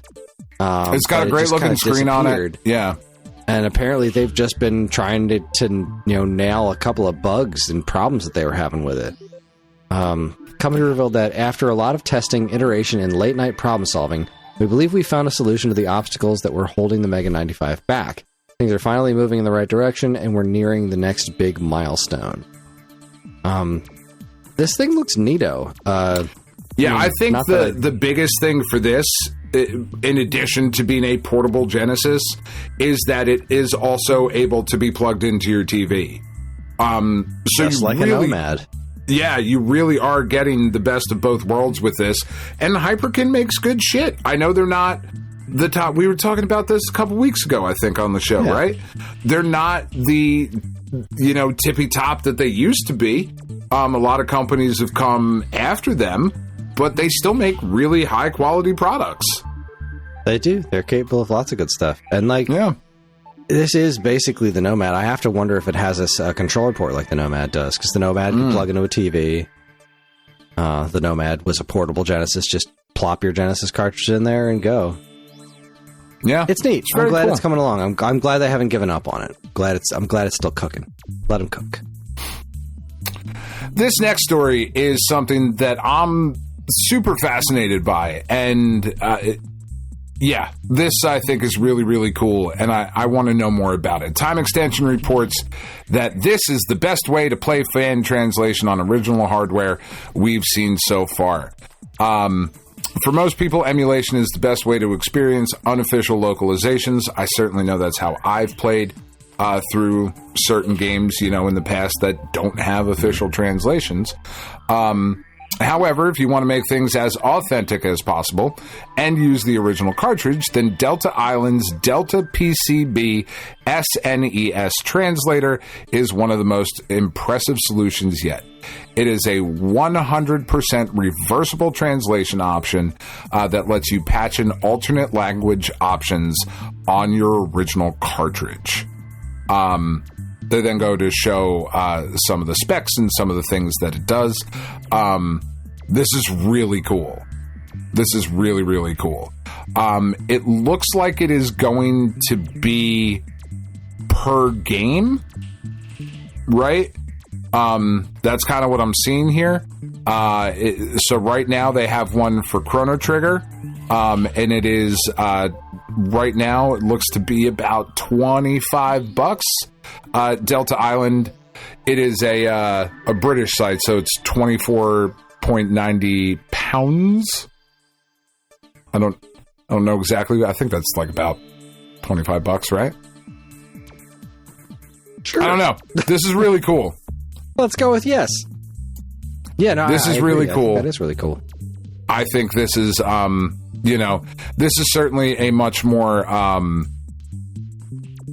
intense way to do it than to just play a fan translation, but like or an emulated fan translation. But some people really are sticklers for playing shit on original hardware with the original carts, and this is a cool solution to this or to that problem. Yeah, I agree. It's very creative.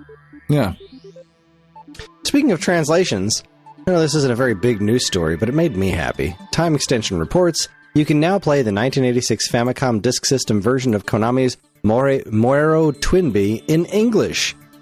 This game was originally released in the United States as Stinger, which is a game that I absolutely love, but understand that is missing some stuff from its Famicom counterpart, including a 3-player option. So you'll be able to play an English language version of the proper Twinbee game, I guess now.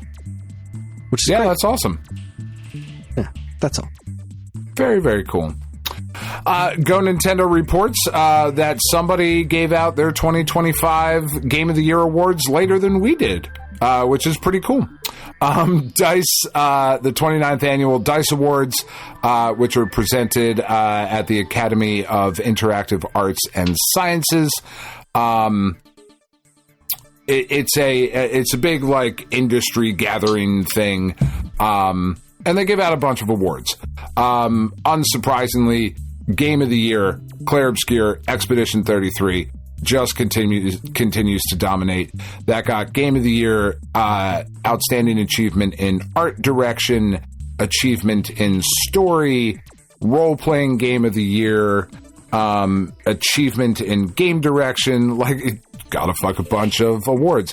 What made me super happy about this was seeing that Outstanding Achievement in Animation went to South of Midnight. Man, I fucking love that game, and I'm so excited to play through it again. Definitely something that I will pick up when it comes out on PlayStation later this year. Outstanding achievement for an independent game went to Blueprints. Apparently, so what I'm learning from this, Chris, is that we were damn near in lockstep with the industry here, right? Fighting Game of the Year, Mortal Kombat Legacy Collection. Action Game of the Year, Hades 2. Like, I knew Hades 2 was going to be great. Achievement in Character, Ghost of Yotei. Atsu was such a cool character. This was really cool. Similar to our list, Outstanding Achievement in Game Design, Blueprints. Mario Kart World got Racing Game of the Year. It's a good list, It's a good list. Oh, this is one of the I guess more high profile prestige, if that's the right word for it, awards in the game industry. Yeah, good stuff. That was good stuff all around. Speaking of good stuff, GameSpot reports the Disney Afternoon Collection Switch 2 cartridge includes the full game data. I hate that these are news stories, that this is the case. Yeah, I know, right? But, it's still worth noting that, this collection of NES games is all going to be on the cart. You're not going to have to download them, so huzzah. Good on you. That is good. Speaking of bad news, though, Go Nintendo reports that the Jurassic Park Classic Games Collection is being delisted. So the information provided from Limited Run Games, just remember, forever physical. We wanted to give you an early heads up that the Jurassic Park Classic Games Collection will no longer be available for purchase on digital storefronts after March 31st, 2026.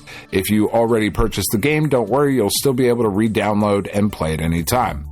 In the past, we've learned how important it is to provide plenty of notice for changes like this, yada, yada, yada. Thank you for understanding.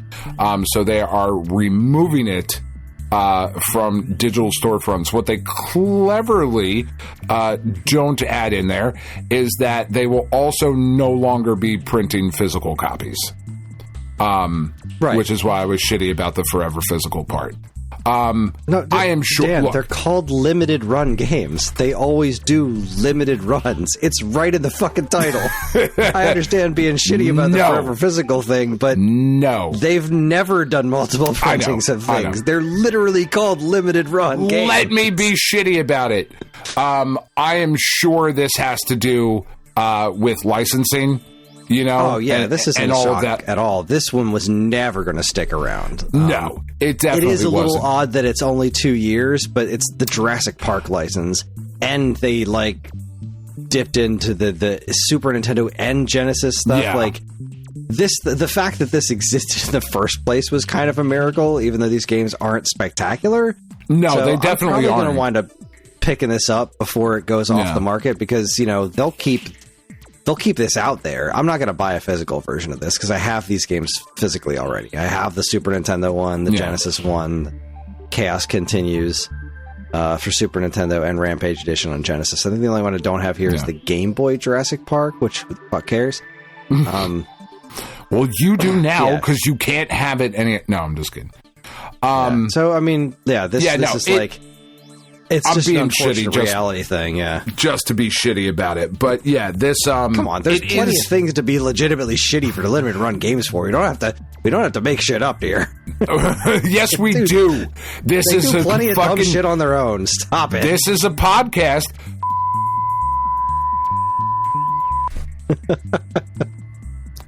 Look, I'm going to have lots of really nice things to say about Limited Run later in this episode, so... I know, I'm just fucking around. And we should probably take that part out, because that wasn't nice at all. But leave this part in, so that everybody's really confused. Yeah, Evan, I'm not going to take it out. I'm going to redact it. Please just put a big fucking redacted up when we say that. Yeah, no, the best part about this is they are honestly being very forward-thinking with this and being like, hey, if you were going to get them, this is the time to do it. Yeah, so it's a month and a half in advance. I hope they hit up a sale before it goes off. I really... I don't need these games. Again, I can play them if I really want to, but I would like to have these, modern ones, I think, with Rewind and whatnot, on the Switch. I would like to have it, but not for the price that it's up there for, because they're just... These games are good, but they're not that good. I think it's less digitally. I know the physical ones are spicy, but... I'm signing into Steam to see how much it is currently...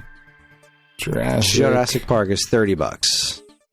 Let's see. Is it on Steam? Jurassic Park Collection is the Classic Games Collection is currently $30 on Steam as well. Yeah. So I have to assume this will go on sale before they pull them.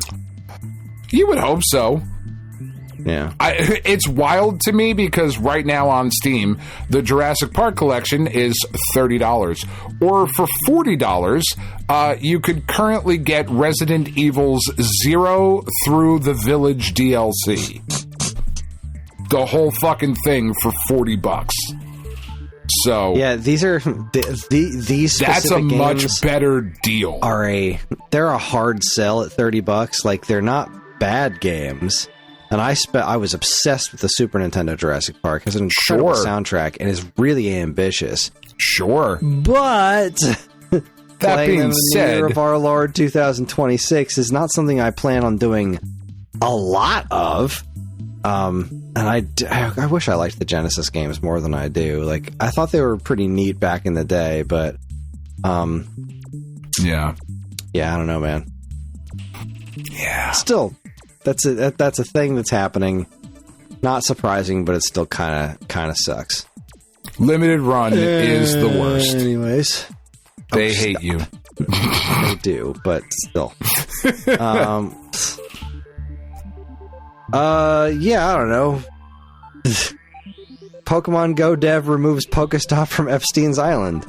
I didn't realize that there was out there. It was one. The world is a fucking nightmare. Yeah, that's GameSpot reports that. Yeah, that's all. Just I saw the headline and thought, hey, you know what? Hey, let me talk about this next one too, just because I did this. This sales will be over by the time this episode goes live for all parties involved. But we were in the Discord this week talking about doing Flash Friday, which is usually what we do on the second Saturday of the month. Yeah. And then Ryan, our boss, had the notion of like, I wonder if we should do a sale this week instead and put Flash Friday off until next week. We have trying to figure out when we're going to do our next sale. And yeah. I said, hold on a second, guys. I'm having a terrible idea. And then I had to go take the kids to school. I came back. I was like, look, let me find the conversation because it was really dumb. And I cannot believe that they let me do it. Cannot believe that the pinhead suit was like, fine, let us have a little fun. God, where did we have this conversation? I'm just kidding. Well, basically what I said was, so look, the Valentine's Day is red. The Virtual Boy is red. What if we do a Virtual Boy Valentine's Day sale? Yep. Andy and Ryan were both like, yeah. I was like, oh my God, I can't believe we're doing this. And he whipped up graphics for it and everything. And it's been going well. We sold a Virtual Boy system, like an Ultimate Virtual Boy bundle with a discontinued flash cart and stuff for $1,000. We've sold a bunch of virtual ribbons and virtual juice. Like, we don't have a ton of Virtual Boy accessories, but we got a pretty decent selection of them. And the sale seems to have been going really well so far. And it was my idea. And Bob from Retro RGB was nice enough to make a post about it as well. Thank you very much, Bob. That was very cool of you to promote this ridiculous sale we're doing. It just makes me so happy. It just makes me happy. I appreciated the email. Roses are red. Virtual Boy is red. Everything is red. Everything's red. I thought that was pretty funny. Me. Thank you very much. Yeah, I thought that was... I had a lot of fun with it. And you know what? I think that's what I like. I want to try to do that as often as possible with sales. Yeah. Like, I like doing that kind of silly stuff. Yeah, again, God forbid video games be fun. You know? The world's a fucking disaster. Did this story disappear? Apparently it did, so fuck Nerdist. Chris Hardwick, come see about me. He's long gone, I think. Is he? I have no idea. I don't know. He got Me Too'd, I think. And did he? I don't think he's been part of Nerdist forever. Oh. Well, whatever. We got plenty of other things to talk about, Chris. I don't see if I can find this story anywhere. It's just Nerdist. To know about Goldfish pairs with Campbell's soup to create 2 new games? Whatever you're thinking in your head is better than what's going to happen. Like, why would it have gotten pulled down? Okay, so let's see here. I found a YouTube video. That's going to be great podcasting. Oh, it's not video game, so this shouldn't have been there in the first place. It's like games. It's like a Goldfish flavored Connect 4. What is this? This is ridiculous. I love this. I want to know even less. Because we have a ton of stuff to talk about, Kris. Know about it. Yes, we do. Because Game Informer has given us a chronological list of everything announced at Sony's dick measuring State of Play. So last week they were like, interesting way of putting it. Okay. Well, they were like, I think they saw the partner direct, and they were like, hold on, let's take our dicks out real quick and show off. Because last week, they announced that there was going to be a State of Play on Thursday, February 12th, and it was going to be over an hour long. And when you put that out there of like, this is going to be an hour long, you're expecting there to be some pretty big shit. And man, there was some pretty big fucking shit. For me in particular, it started off like right on a super high note with a sequel to the original Kena title. What was it? Fucking goddamn it, Bridge of Spirits. Is that what it was now? Something I don't remember. I just looked this up earlier.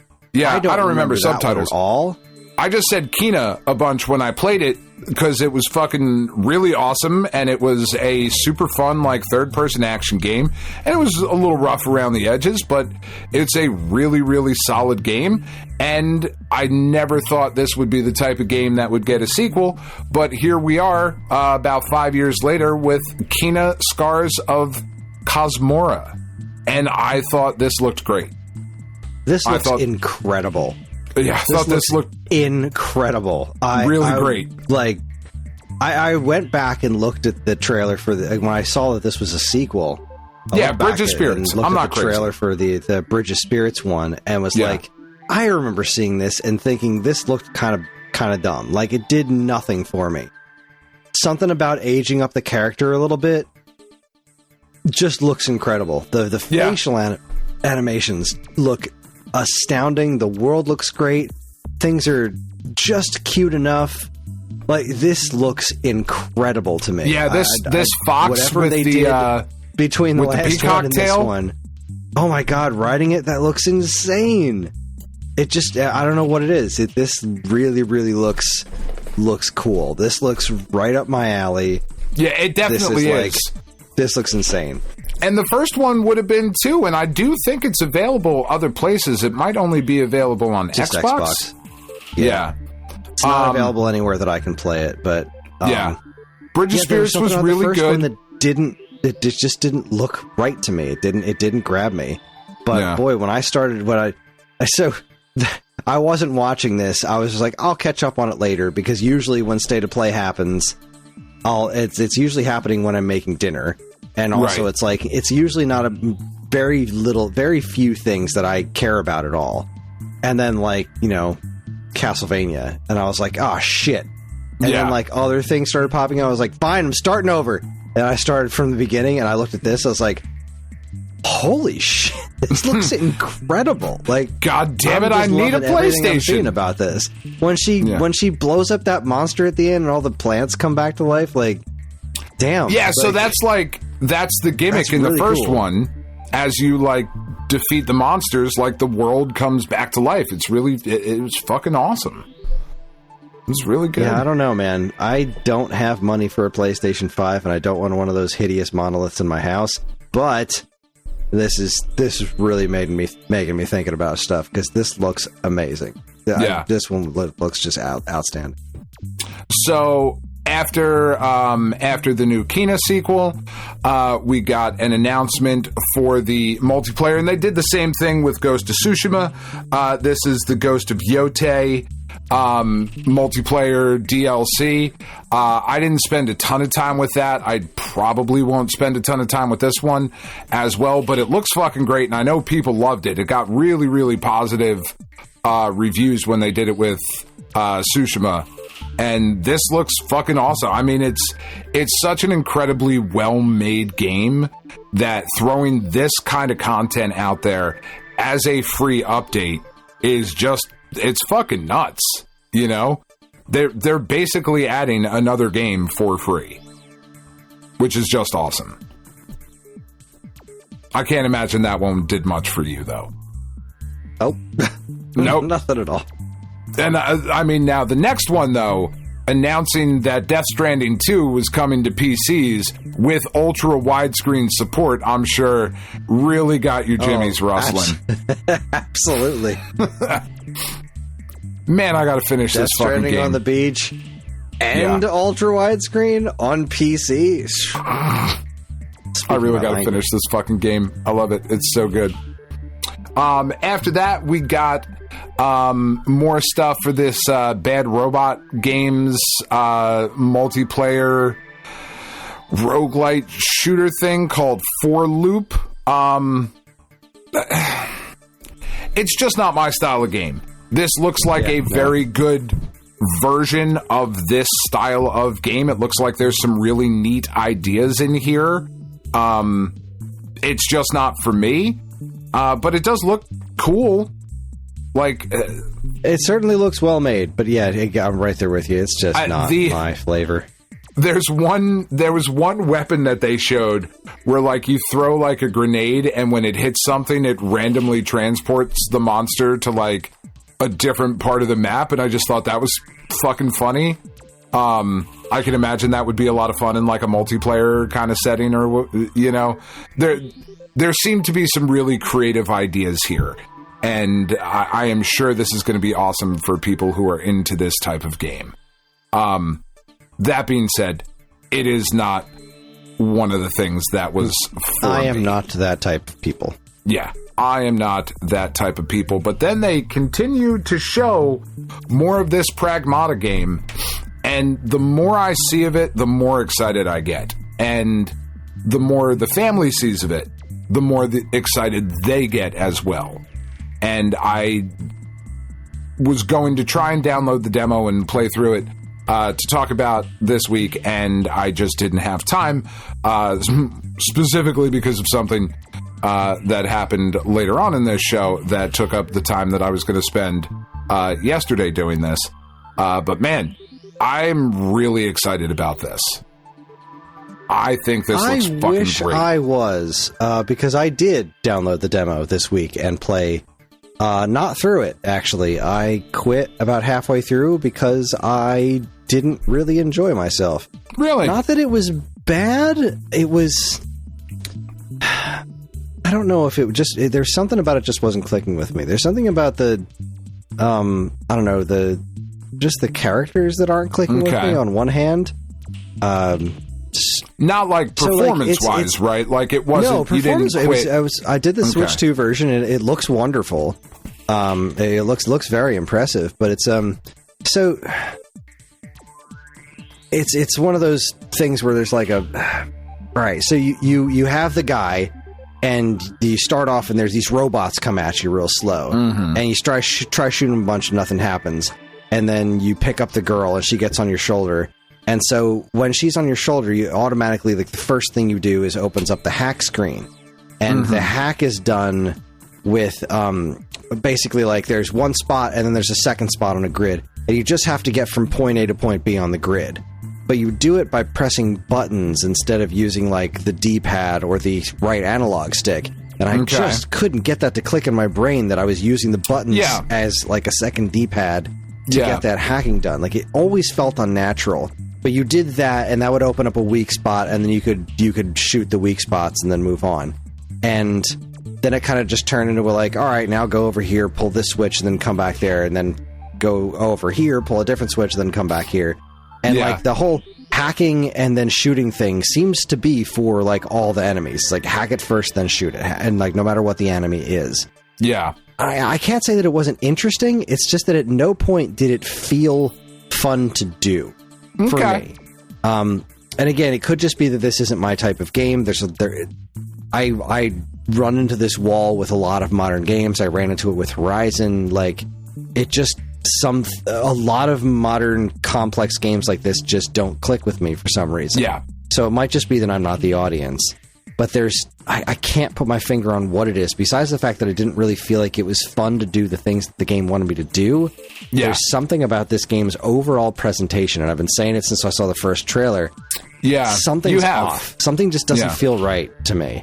Yeah, I don't know, but we'll see. Fair. They're pushing it. They're pushing it. They're putting a lot of muscle behind it. They certainly are. This new trailer does look like there's things about the environments that I find very interesting looking in this new trailer. So I'm sure there's more to it than I'm seeing, but I don't think I'll be investing in this one. Well, speaking of another Capcom game that they are certainly apparently very concerned about all of us forgetting is coming out in a couple of weeks. The next trailer was, I believe, more new footage for Resident Evil Requiem. And I will say, the more I see of this game, the more I think I might be getting it in a couple weeks. This trailer really kind of, I think, pushed me over the edge to like, yeah, all right, I think I want this. Like, especially the little bit at the end when they're talking about Leon returning, right? And he walks into the fucking police station. And it was like, I mean, okay, I think I'm kind of in, you know? Yeah, see, that did less for me because I don't have the RE2 nostalgia. I have the RE4 nostalgia. Yeah. So, like, I really wanted to like that Resident Evil 4 remake, but it didn't click with me. But I didn't put a ton of time into it, and I wasn't playing a great version of it. I am on the fence. I don't know. I'm kind of scared to get it because I loved RE4. Yeah. I really liked Code Veronica on Dreamcast. I loved RE4, and that is literally all the Resident Evil I have ever actually enjoyed. So, I don't know. I'm very reluctant to want to pick this up, specifically because, like, I feel like the Switch 2 version is going to be very good, but I don't think they would have highlighted it as many times as they have if it was not going to be a good version of the game. This was in the Partner Direct, wasn't it? Yes. This was just in the Partner Direct last week. Yeah, and this is now more new footage. Like, this is more, it's different. Nintendo has highlighted it themselves a few different times in different things. I do think it's going to be a very good version of the game. I like, opposite to you, I love most of the Resident Evil series. You know, like, not just Code Veronica and 4. I love most of it and have played through it multiple times. I didn't love 5. I didn't love 6. I've never been able to get through 7. I've tried multiple times, but that first-person camera view just really took me out of it. I had no idea you could play 8. You could play Village in third person. Apparently, that's a thing you could do. So I'm much more interested in that one now. Yeah, that's the thing that they mentioned that this is. I think that was something they mentioned in the Partner Direct. Is that in the Partner Direct able to be played in first and third person? Yeah, and apparently you can do that in Village. Yeah, I didn't know that because I always thought Village was just first person, and I don't love that. But the third person kind of reminds me of the good old Resident Evil 4 days, and I don't know. Yeah. I really liked Resident Evil 4. Yeah, this last trailer really pushed me over the edge of being like, man, I think I do want this game, and it's the end of this month. It's in like 2 weeks.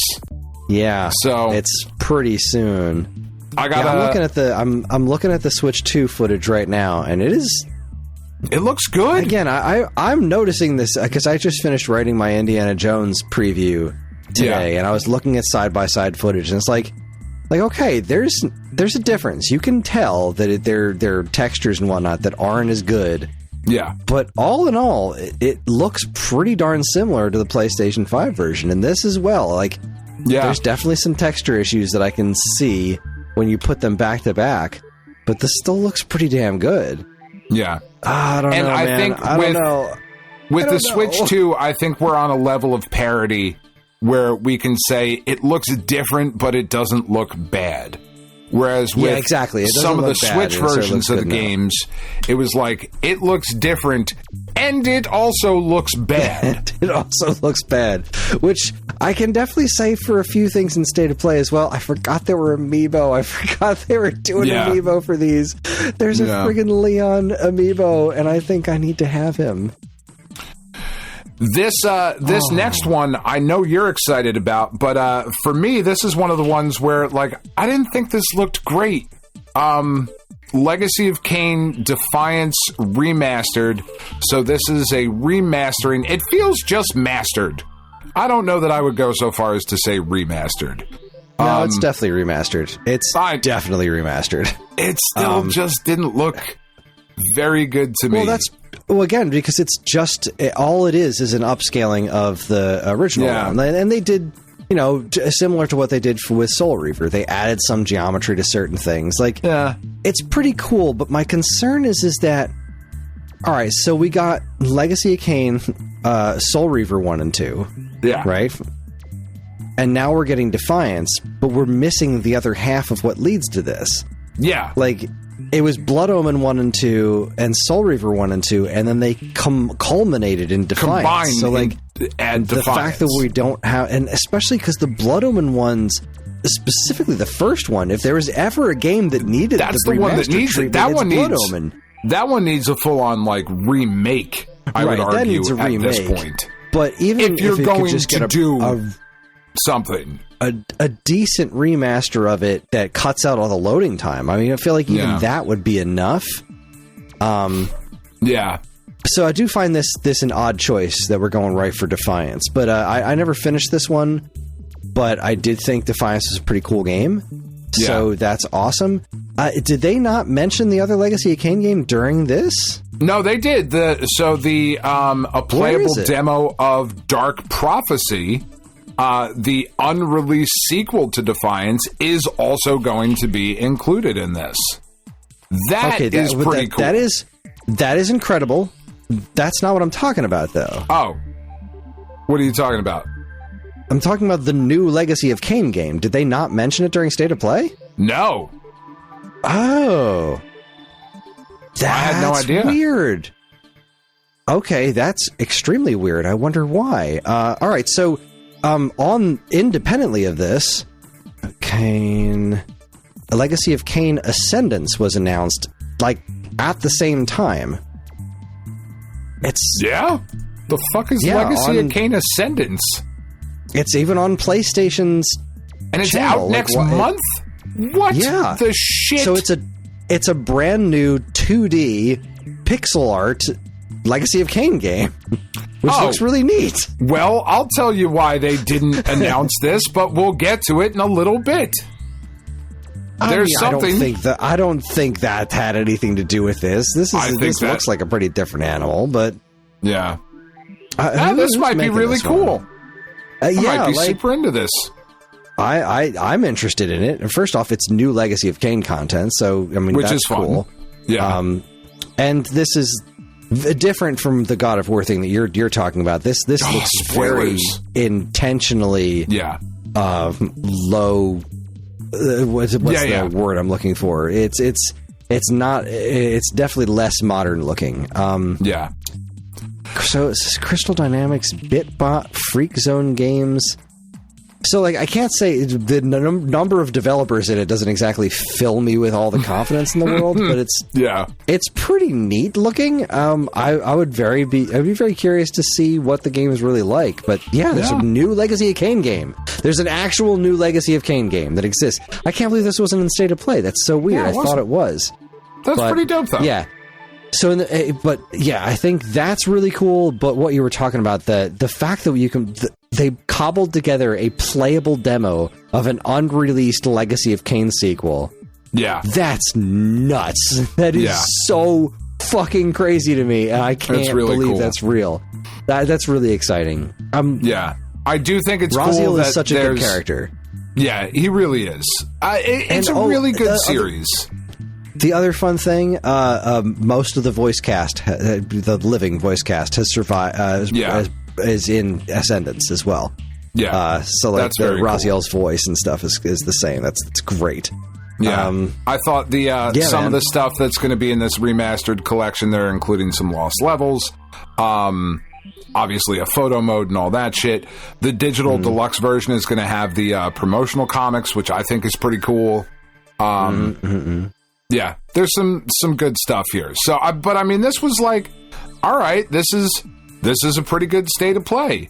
And then we jump into a game called Brigandine Abyss, which, I mean, this... Yep, don't care. Yep, it's a tactical anime RPG. It looks fine. I am sure there are people that are super fucking excited about that. But then... we jump over to an update for Dead or Alive 6 Last Round, which was like, all right, we're doing more Dead or Alive. Did we know this was a thing that we were... Because DOA 6 is not the new one. No. So, but they're just continuing to add to DOA. And look, DOA is... it is what it is. There have been times it's a jiggly Tekken alternative, and it's pretty solid. It's pretty fun. I like DOA 2 I was going to say, Dreamcast. There have been times where Dead or Alive was legitimately great. You know, that there have been times where this has been a great series, and it kind of lost its way when it was like, haha, but titties, though. But it's always been haha but titties, though. The first game was like, check out these gravity-defying boobs, and it's like, this is a weird game. And then there was I think DOA 2 was the first time it was like, oh no, this is actually a legit good fighting game, which it also happens to be pretty jiggly. And then they were like, welcome to beach volleyball. Like, we're wearing it on our sleeves now. So, yeah, there's something to Dead or Alive, for sure. Yeah. And then they announced that they're making a new one. And that's great. You know, more fighting games. Let's do it. So, again, more pretty big news. And it was like, all right. Then we jump to a game that I am super fucking excited for. Control Resonant. This game, this is just my kind of fucking nonsense. I think this game looks great. The fucking crazy jumping on the buildings and gravity perspective changes. Very Inception. This, I think, just looks awesome. Control was really, really good. This makes me want to throw up. What's that? Made you want to throw up? Tiff said she was like, I don't know what it is, but every time I watch that happen in trailers or whatever for this game, it does something to my stomach. So I don't think I can play it with you. I want nothing to do with this. It looks neat, but nope. Yeah, I just when he jumps to the one building and the whole fucking like gravity perspective shifts, I was like, oh, I don't know what it is. Like Super Mario Galaxy, no problem. This game, I don't know what it is. It's just not. No, I can't. I think everything in this is just so unnatural. Like that also just feels like crazy unnatural, and I don't know. I'm really excited for it. I thought this was, but we've known about this, right? This was just some more footage for a game we've known about. After that, though, sorry, there's a long trailer that I'm trying to fucking skip past now. Crimson Moon was next. Crimson Moon? This looks fucking cool. Yeah. Very over-designed. Yes, but I kind of got the sense that that's on purpose. Like, this feels like... No, this is a specific style. I'm not saying that as a bad thing. Like, it's like, holy crap, they over-designed the shit out of the environments, the characters, like, it just... details for detail's sake. It's definitely a look. But it's not my flavor of thing, but yeah. I was going to say, it feels like very tongue-in-cheek, though. I thought, like, watching through this, like, it felt like just so over the top, so violent, so hyper-stylized. Like, it felt like... I know Doom Dark Ages exists, but this felt like a Doom-type game. Like, just so over-the-top and crazy, and so fucking metal. Like, the part towards the end of this trailer where dude's got, like, big flaming angel wings. Like, what the fuck is going on? Yeah. This looks awesome. I'm really excited about it. Crimson Moon looks fucking great. And then after that, this new fucking Pokemon game looks awesome. It took putting a Pokemon game... That's what this is, right? This is a new Pokemon? I think. Well, it's from Game Freak, but it's not Pokemon. I know, I'm just being a dick. Beast of Reincarnation. It looks good. It looks good. God, if they could make a Pokemon game that looks half as good as this. Yeah. I don't know what the problem is. Like, this is the same one that's coming out for Xbox, though, right? Yeah. Yeah. So this is the one they just showed off at the last Xbox show as well. Mm-hmm. And I think earlier, either this year or like late last year, we saw some more shit for this game. Like, it looks pretty good. Yeah, it looks neat. I don't know that it's going to do enough to stand out. Because there are a lot of this type of game coming out. But yeah, I mean, that looks pretty good. And we got... The one thing I did like about this show is that we got a lot of release dates as well. Like, most of what they showed out was coming this year. So we're about halfway through the show. Rayman 30th Anniversary Edition was next. I just could not give a shit less about Rayman. It is just not my thing. But you were excited about this, right? No, not... Well, I was excited about something about it. Again, I also don't particularly care for the original Rayman. I don't think it's just never been my game. Yeah. But I think what's in here is neat. I just... So it's got the PlayStation version, the Jaguar version, which is pretty neat. But more impressive than that, this is the second time that we're getting unreleased content. Yeah. You will be able to play the unfinished, unreleased Super NES prototype for Rayman. Like, that's where it started before it moved on to the 32-bit systems. It was like the character looks very different. I cannot believe that this is happening. We're going to get a playable version of an unreleased Legacy of Kain game and a playable version of the unreleased prototype of Rayman for Super Nintendo. Yeah. What? And none of these things would be happening without Sony. So you're welcome. What are you talking about? I don't know. It was on their show. Yeah, this is available on Switch as well. No, I know. And yeah, no, that's awesome. For people who give a shit about that kind of thing. It's also got the very... like, again... I don't love this game, but I remember playing the Game Boy Color version of it and thinking, like, holy crap, they did a really good job with this. The Game Boy Color version of Rayman is very impressive. I don't want to play it because I don't think Rayman is very fun. But the fact that they're... This year, unreleased Legacy of Kain, unreleased Rayman, and 2 unreleased Virtual Boy games are going to be available commercially. That's pretty cool. Please continue this. Continue this trend. Yes. Let us play these like weird unfinished things that like have been floating around for ages because there's a market for that. People love this kind of history. Yeah. I'm not buying this.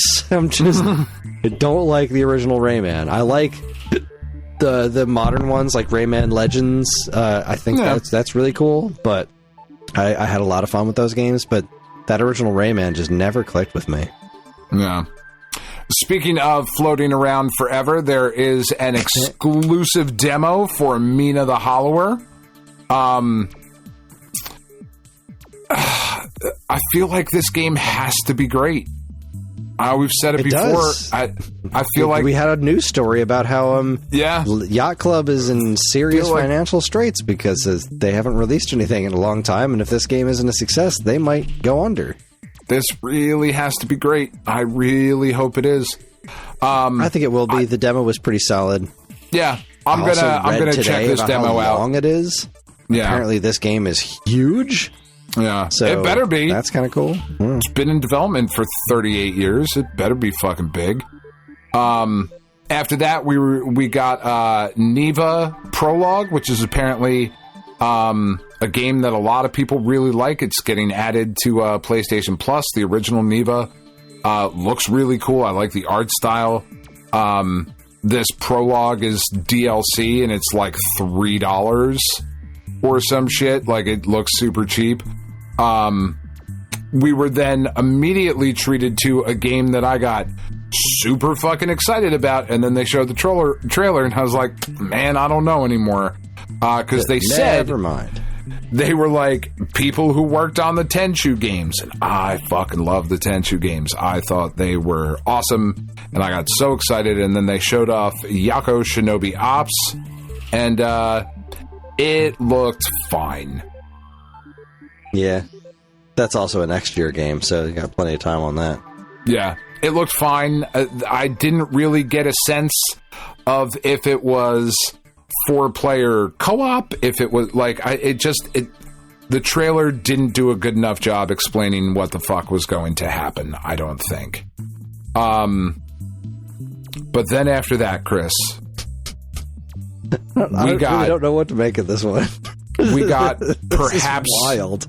The greatest video game that has ever or will ever be made, and I am talking about Big Dick Chicken Project Windless. I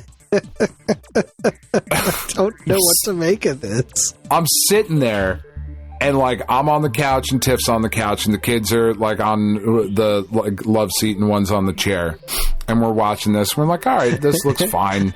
This looks like a generic The Bird That Drinks Tears. I think is that a chicken? Why is that a chicken?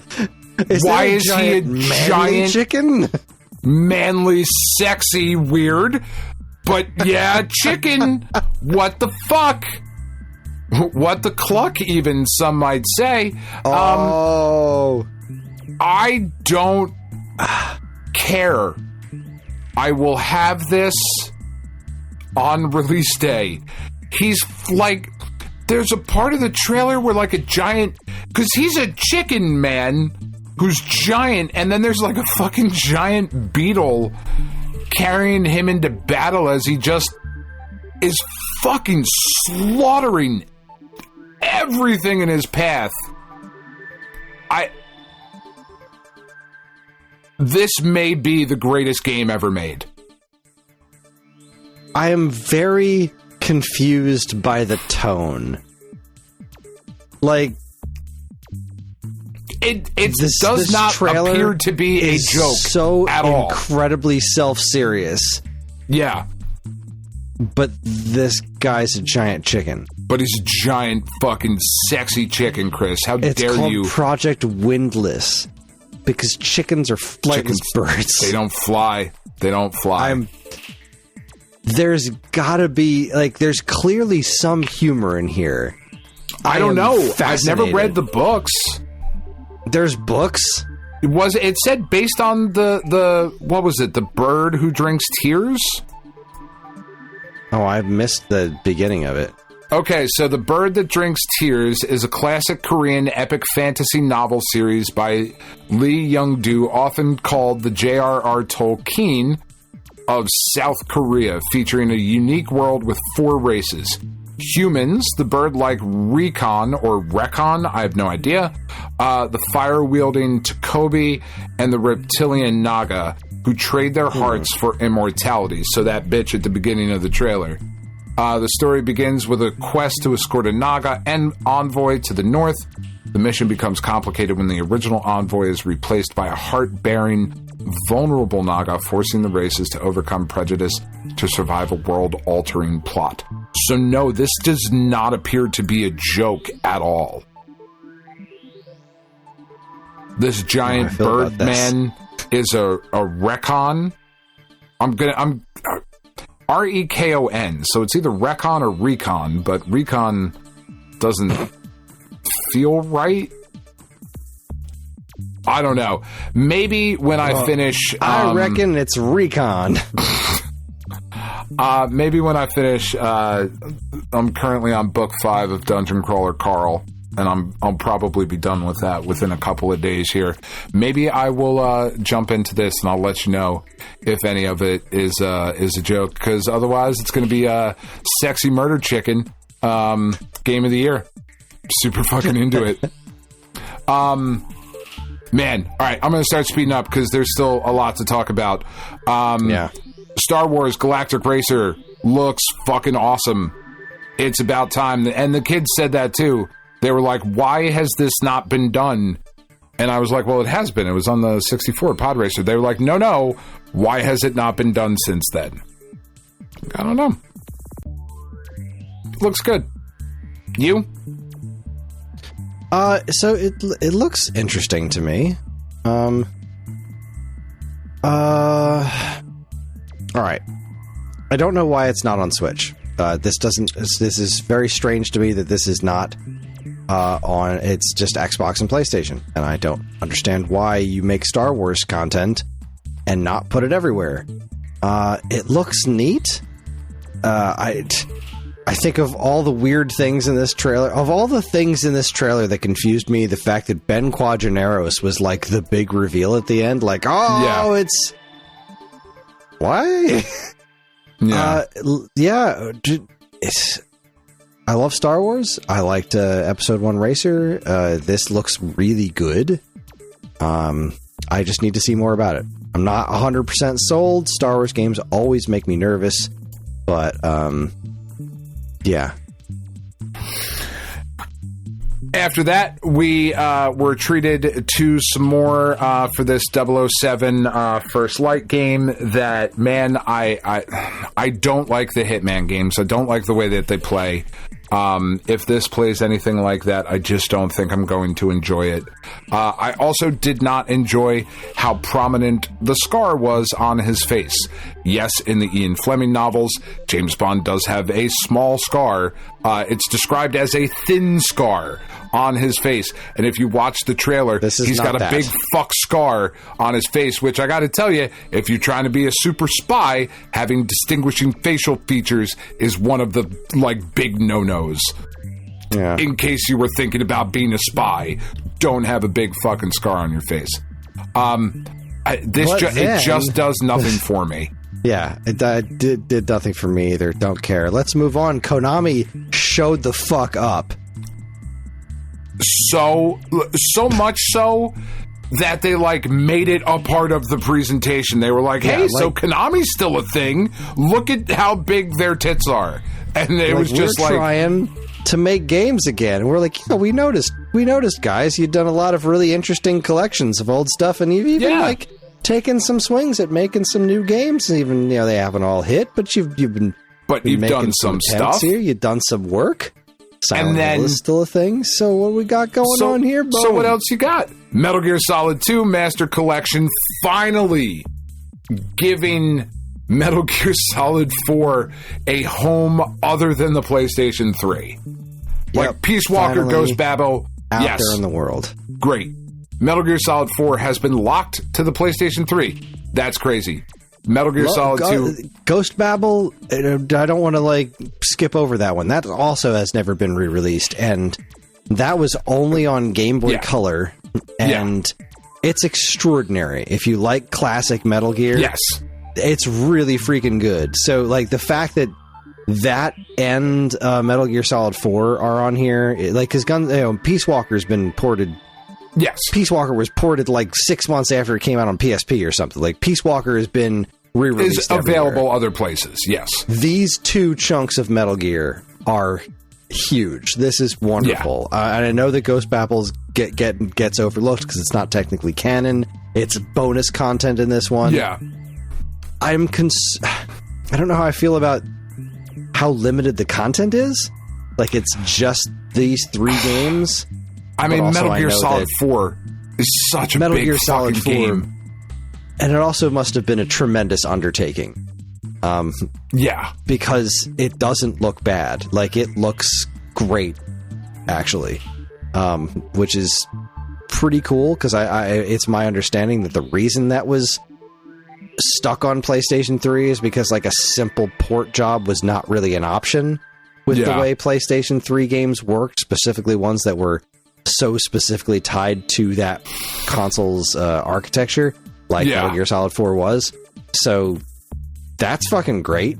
Yeah, it's awesome. I love that. I love that more people are going to get to experience it. But I was like, all right, cool. That's really good. I'm glad that that's happening. And then they were like, oh yeah, and there's an update patch for the first collection that we put out that makes some of the graphics prettier. Still doesn't include Twin Snakes because that'll never end up anywhere else. The only place that's going to land, because Nintendo has ownership of that, of part of that. I would hope that that's going to show up on Nintendo Switch Online at some point. But speaking of that patch, though, it finally brings Metal Gear Solid 2 and 3 up to 60 FPS. Yeah, which is great. Yeah, I can't believe... I, for some reason, thought that was just a Switch problem. But the fact that it wasn't even initially 60 FPS on the other platforms is... Yeah, it's weird. Weird. Yeah. But, I mean, I think those got patched to 60 FPS before... whereas now it's 60 FPS on all platforms. I don't know if it's on regular Switch, but Switch 2 is now 60 FPS on Metal Gear Solid 2 and 3, which is great. It's outstanding. Visuals on Metal Gear Solid 1, I don't know how I feel about them. Because, they help to a point. It's really cool, but also, like... The original Super Chonk graphics, I feel like are that it's game's part of the personality. Charm. Yeah, it really is a big part of that game's personality. Yeah. So like cleaning it up so you can see like the pitiful excuse for faces that they put on those characters in better detail. I don't think makes it better, but I do like that they cleaned up the text. So, but you also don't spend a ton of time like looking at those faces, right? Most of the communication is through the codec. But like, anyways, that's good stuff. And what they put Metal Gear Solid Delta on sale, which is neat. They got to put that on other platforms too. Is that on Xbox? Can't remember. I believe it needs to be on Switch. Damn it. Yeah, don't care. But then after that, apparently there's Darwin's Paradox demo level where you're fucking dressed as Snake. This game's going to be great. I haven't downloaded this demo yet either. This game looks fucking awesome. I'm really, really excited about Darwin's Paradox. It looks like Konami going back kind of to their roots, right? Of like, we make cool shit. Action. Yeah. This, there is no demo on Switch 2, which makes me sad, but it is coming out. And I'm interested. I like... this octopus. He is a strange-looking character. He is a strange-looking character, but it looks fun, and the game comes out April 2nd. But then... yeah, I kind of forgot this thing existed until the State of Play. And I was like, oh yeah, this does look pretty neat. But then we got the big one, Chris. Castlevania, 40th anniversary, Evil Empire, Motion Twin, a brand new 2D, gorgeous looking Castlevania game. Modern Castlevania. Trevor Belmont. This looks no, it's not Trevor. It's not dope. Trevor. Oh no, who is it? It's unnamed. It's an unnamed descendant of Trevor. So like the letter as the trailer made it sound like it was Trevor. Yeah. The letters to Trevor, but the whole time I'm looking at it, I was like, that looks like Sonya. Because that's definitely not a dude. Yeah. And then, I mean, it might be. I've played some of the Castlevania games. Right. No, in the official description, they refer to it as a she. Yeah. Refer to her as a she. Oh my god. This looks incredible. I am slightly concerned because of the Dead Cells connection. I hope it's not like a roguelike or anything. But I don't think it is. It imagine looks it would like be. It looks like it's traditional Castlevania, and this might be even better than getting the blasphemous people to do Ninja Gaiden. Like, this just looks like a wonderful modern take on the Castlevania formula. Like, we're seeing some map, we're seeing some crazy looking bosses, we're seeing incredible visuals. Yeah. I really nice, like, special effects. This showed up in the Discord, and I immediately grabbed my phone. Was like, Mike, Castlevania, State of Play right now. He's like, what? My God. This looks fucking sick, man. This is exactly what I wanted. This is all I wanted out of a new Castlevania game, just theoretically. And apparently, this isn't it. They didn't show anything else off, but there was a news report that came out where Konami said this is just the start of what we've got cooking for Castlevania. Yeah, Castlevania's 40th. That they're hitting up some good shit here makes me very, very happy. Yeah. There is plenty of room for more Castlevania collection in the universe. Yes. There are some more Castlevania games that haven't been... I was really hoping for a 3D Castlevania collection, something that incorporates the PS... Lament of Innocence and Curse of Darkness, as well as 64 and Legacy of Darkness. I feel like that would make for one hell of a collection. The big outlier to me, I think the only one that's really missing is the fighting game. Not Judgment. I don't really consider Judgment. It was I did a whole thing on this a while ago.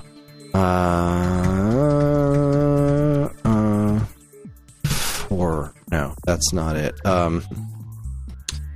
Come on, brain, you can do this. Because I did I write a blog on it? Hold on. I was wondering where the next Castlevania Legacy collection was. And I had put together a list of other Castlevania games. The big one for me is was it Vampire Killer? The where the heck's Castlevania Collection 3? Okay. So, Vampire Killer is the MSX game that came out at the same time as the NES game.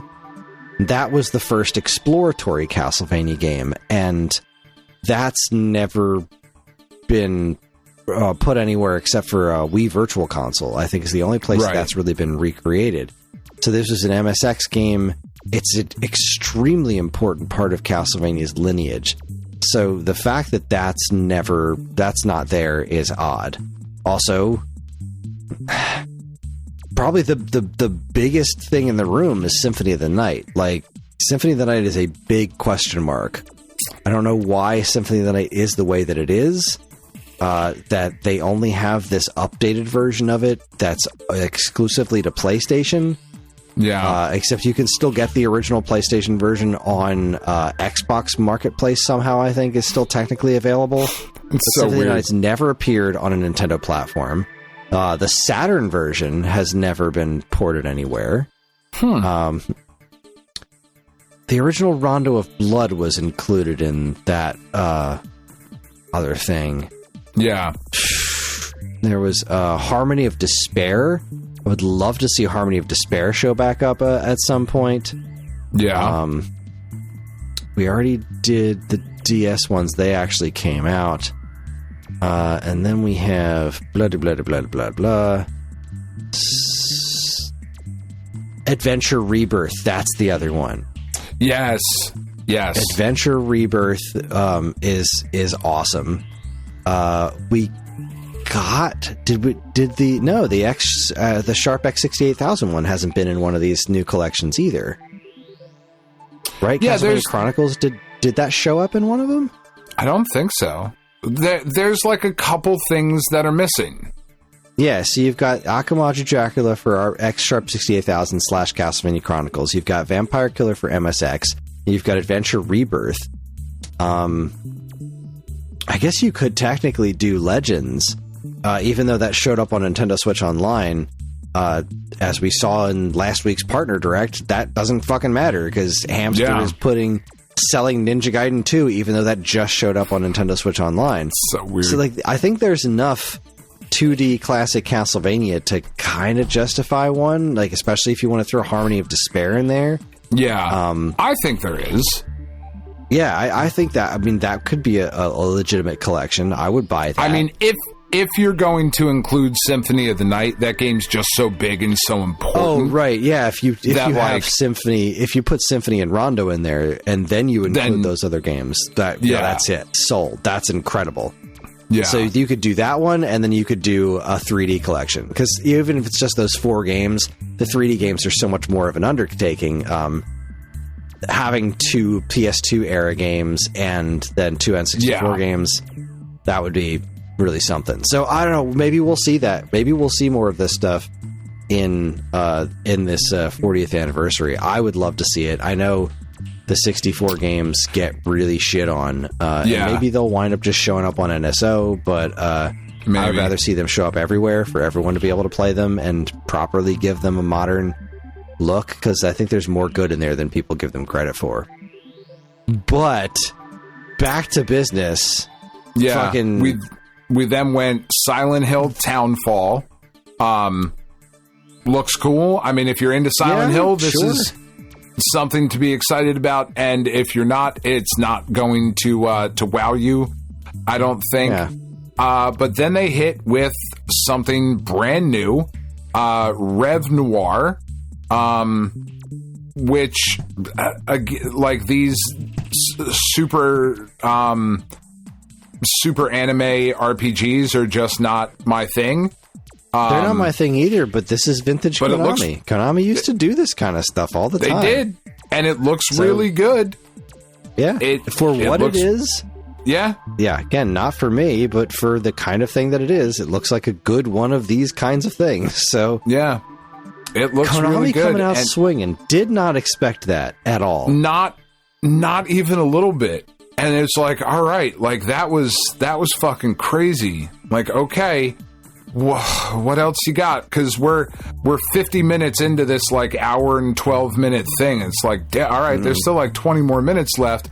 They're like, oh yeah, here's a John Wick game that looks like okay. I've never watched the John Wick movies. Maybe I will, and then maybe I'll be more excited about it. And then they were like, one, it was cool. And then they were like, oh yeah, here's a bunch of shit about Marathon. Which, again, not for me. I know people are super fucking excited about this Marathon thing. Yeah. And Bungie needs it to be good. Yeah, they need a win. They really do need a win. I hope this is great. I hope it lives up to, what people loved about the original Marathon. I don't know enough about it to speak about it, but I might join into that server test and see what happens.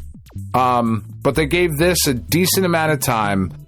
And it's like, all right, we're coming to the end here. All right, now we're going to talk about some PS Plus stuff. Like, okay, cool. If you're not on PS Plus, that's a great way to play Spider-Man. Time Crisis coming to that with gyroscopic controls. Looks cool. But the big thing for me in this was Big Walk. The new House game. Being included in PS Plus. This is not coming on this. I cannot believe this isn't coming to Switch. Yeah. I mean, maybe it will. Switch made Untitled Goose Game. Like, that game took off because it was on Switch. Like, I know the game would have performed well anywhere, but that was the perfect fit. I cannot believe House isn't putting their follow-up on Switch. That's insane to me.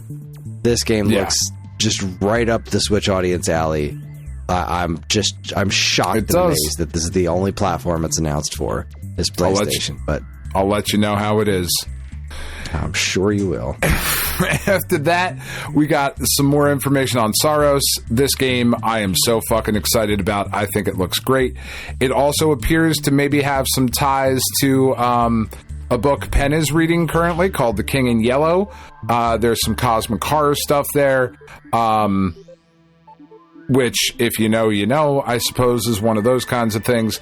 But this looks really fucking cool. I'm really excited. And I was like, all right, that's a good way to end this show. Some new information about Saros, some adding some stuff we didn't know yet. This game looks awesome. It's a big deal for them. Fucking cool. And then they were like, nope, we're going to give you all. all of the X-Men characters that are going to be in fucking Marvel's Tokon Fighting Souls. Magic looks awesome. Wolverine looks great. And then they're like, oh yeah, here's Danger. Fucking looking nuts. Danger, really? Like, in the background, I see Angel, I see Colossus, I see Beast. And I'm like, look, Danger's fine. But I really wanted Gambit in this. I really wanted a Tokon take on Gambit. Like, you're gonna get it. No, I'm not. Excuse me. They said Storm already looks incredible. They said already that within the first year there will be an additional character available as DLC for each of these 4 like teams that they seem to be going for. Oh, did they? I missed that. Yeah, that's already been don't said. think it's going to be Gambit. It's going to be Cyclops. Maybe. Which, whatever. But even if it is Cyclops, I'll take it. I would love a wacky anime interpretation of Cyclops. Let's do it. This shit looks fucking incredible. Of all the friggin' characters, really, we're doing Danger. Yeah. Okay, fine, but we now I've never know been a big fan of Danger. We now know we're getting 20 characters available at launch, and each so they're broken up. This was the like Unbreakable teams, right? X-Men team. Yeah. So what I'm curious about though is that we've got Spider-Man, Doctor Doom, Captain America, and Ghost Rider. Those are, and Storm. Those are like on the fucking. We knew about them. They're on the cover of the game, or at least the art that's been shown. But we also know some other characters, right? We know Iron Man is in the game, so I'm really curious to see. What's that? We know Miss Marvel. Miss Marvel's in there, so I'm really curious to see what else we're gonna get. This game looks incredible.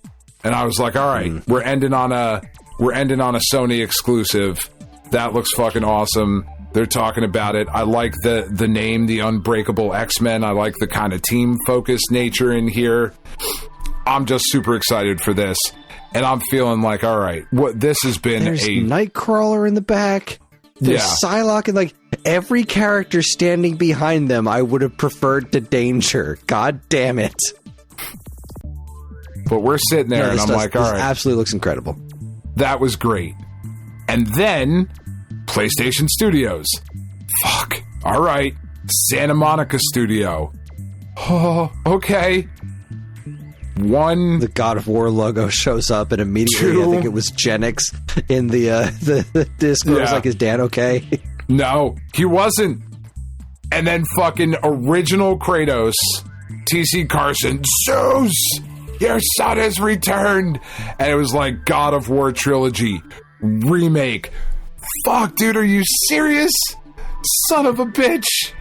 And then they showed us nothing. Nothing. You bastards. You're going to hit me with a logo on this? You son of a bitch. Oh, you fucking prick.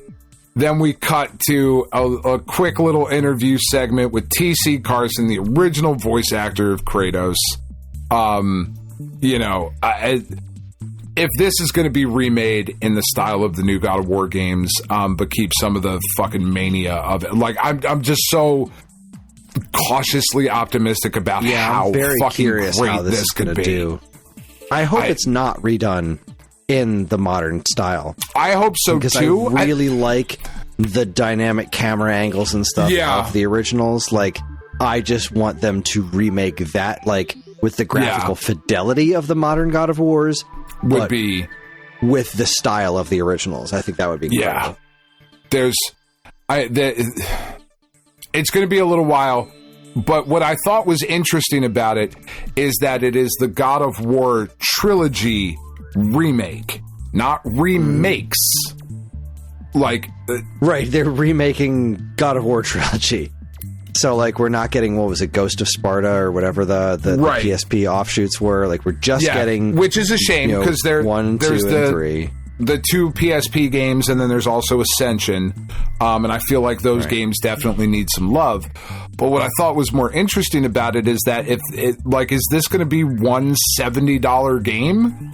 Like, is Sony legitimately going to put out a $70 God of War trilogy remake instead of all three of these separately at $70, because I would buy each one at $70, and so would everybody fucking else. And I just think it would be very strange for them to not do that. But that appears to be what it is. At least that's what it smells like. But who knows? We know almost nothing about it. We know nothing. What pissed me off about that. Yeah. I love the notion of it, but like, really? So you're going to Metroid Prime 4 this right now, you fucking bastards? You saw how that went for Nintendo. Stop that. Give me a logo. But we're still not done, because then as TC Carson is talking, he's like, oh yeah, and there's one more little surprise, one more little trailer.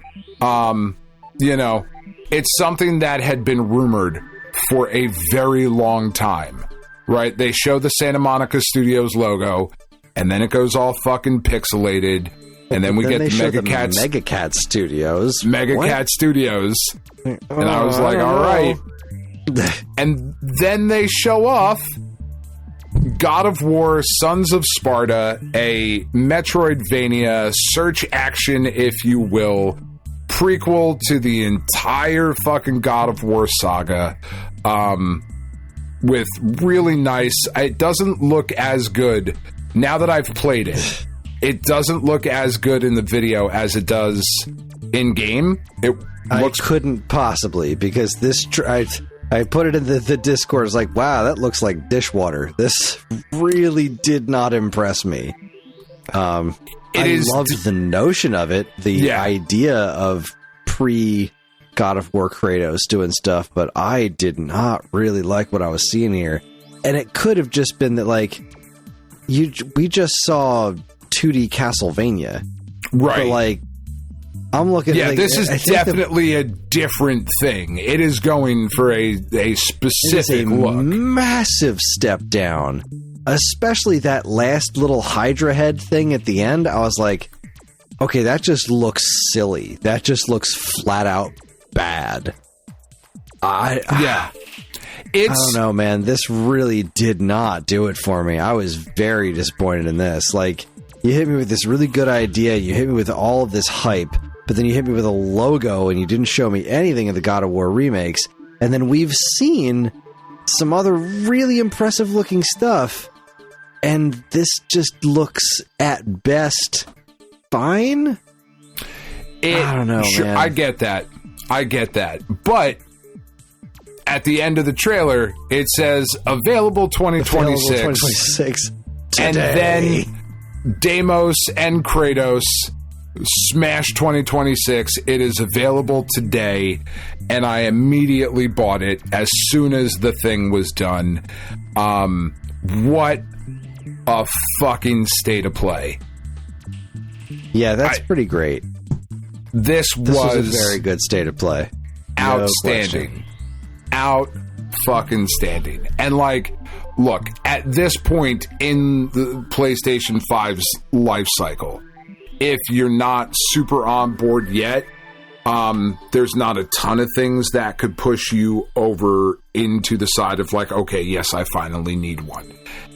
Except for a couple of things that I think were in this trailer, you know, like new 2D Castlevania, I think is enough to push somebody to be like, all right, end with the God of War remake. You know, I can jump on, I can grab one now, I can get the PlayStation Plus, and I can play, you know, Spider-Man 2, which was fucking great, and these other games that are really cool.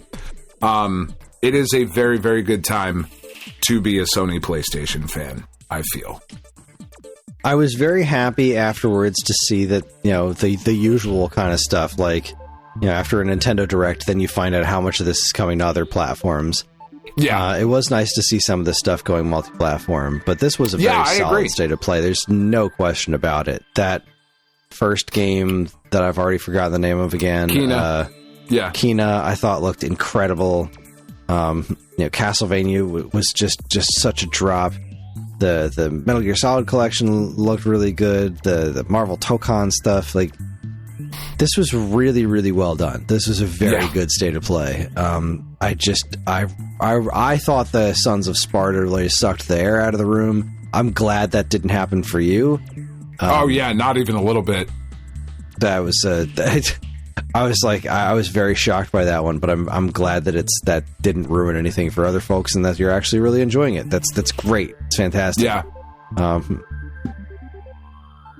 Yeah, I don't know what else to say. That was a very good state of play. It was great. I'm really hopeful that we get a proper Nintendo Direct soon, because I am too. Really fucking use one.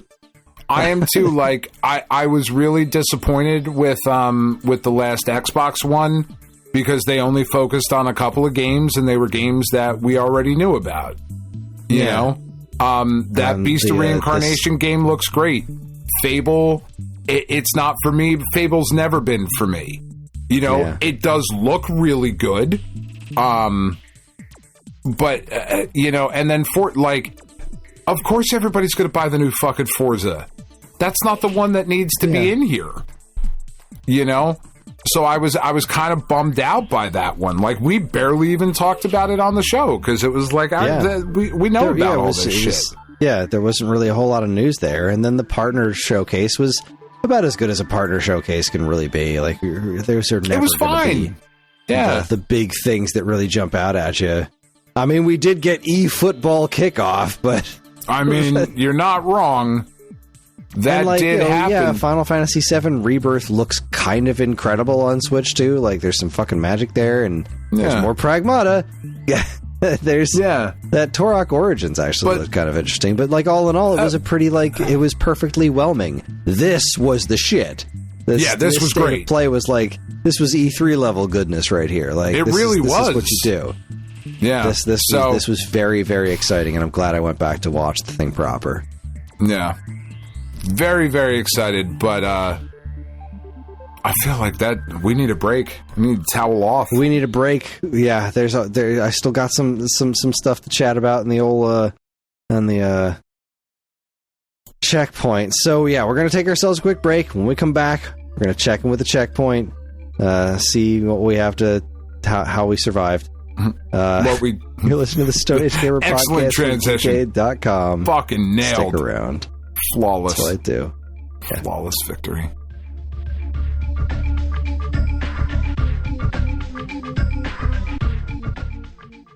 Hey, I'm Ryan. And I'm Andy. Neither of us are David Crane, but we are the hosts of David Crane's Amazing Movie Time. That's our monthly Geekade Patreon exclusive podcast that covers movies that are cult classics, weird, or just sometimes laughably bad. We ourselves have at least two of those qualities, so I guess it makes sense to hear what we think of those movies in retrospect. You can hear all that and more by becoming a Geekade Patreon supporter. And, as always, be kind, rewind.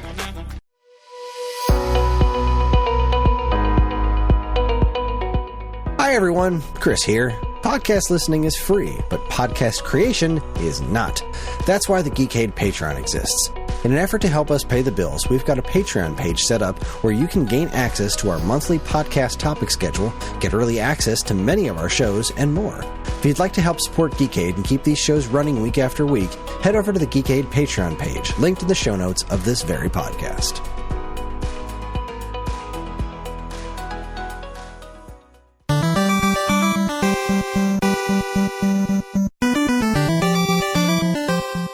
All right, everybody, we're back.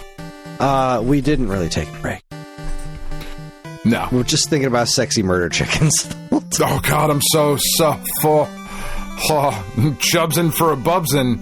I'm dicking for a chicken. I'll tell you what. Really excited. I don't know. Oh, well, I guess that means it's time for us to check in with the checkpoint. Checkpoint! This is where Dan and I talk about what's been going on in our lives, what we've been playing, etc., etc. I don't have a ton to report except for one game. I played a... You go last. Let me jump in, because we were just talking about Right, Sons because we of were Sparta. just talking about it, yeah. Yeah. So, and I want to hear about what you're playing, because it was generously gifted to me today, and I'm so fucking excited about it. I can't wait. I want to hear about it. But as I was saying, I immediately went and bought, and Tiff insisted. I didn't even ask. She was just like, so why is this still on? Why haven't you purchased it yet? I was like, because they're still talking. She was like, shut the fuck up, buy the game. And Sons of Sparta is exactly what it looked like. It is a prequel to the entire God of War saga. It is told by Kratos to Calliope. Okay, so he is talking to his daughter. So we, like, knowing where this story goes makes this, playing through this, like, so much more fucking tragic, right?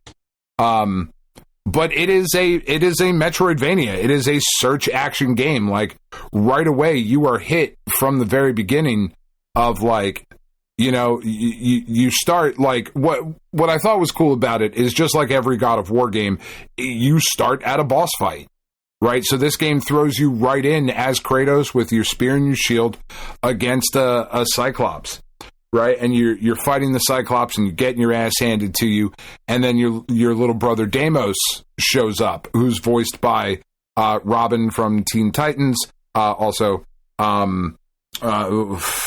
Andy? No, not Andy. Andy's the older brother. Who's the younger brother in fucking Mission Hill? It's the same kid. Yeah. The fuck is it? Kevin. Jesus Christ. Kevin. Yeah, I was Kevin French. Drawing a blank. But anyway, that's the voice of Deimos in the game, which is a little weird. But like, he comes and helps you, and you fight this fucking Cyclops. You take the eye or whatever out of the Cyclops. And then you make your way back to Sparta, and as you're going to Sparta, you see little things, you know, the way a Metroidvania does, of like, oh, that shit's locked, I'm going to have to come back to that. And it's just a well-made Metroidvania so far. I'm probably about like an hour and a half into it. I've upgraded a couple things. I've gotten some new abilities. Combat feels really good. It feels really good to play. It's certainly not as manic as a God of War title is, but you have a nice like dodge roll move that can get upgraded. You get some different weapons later on.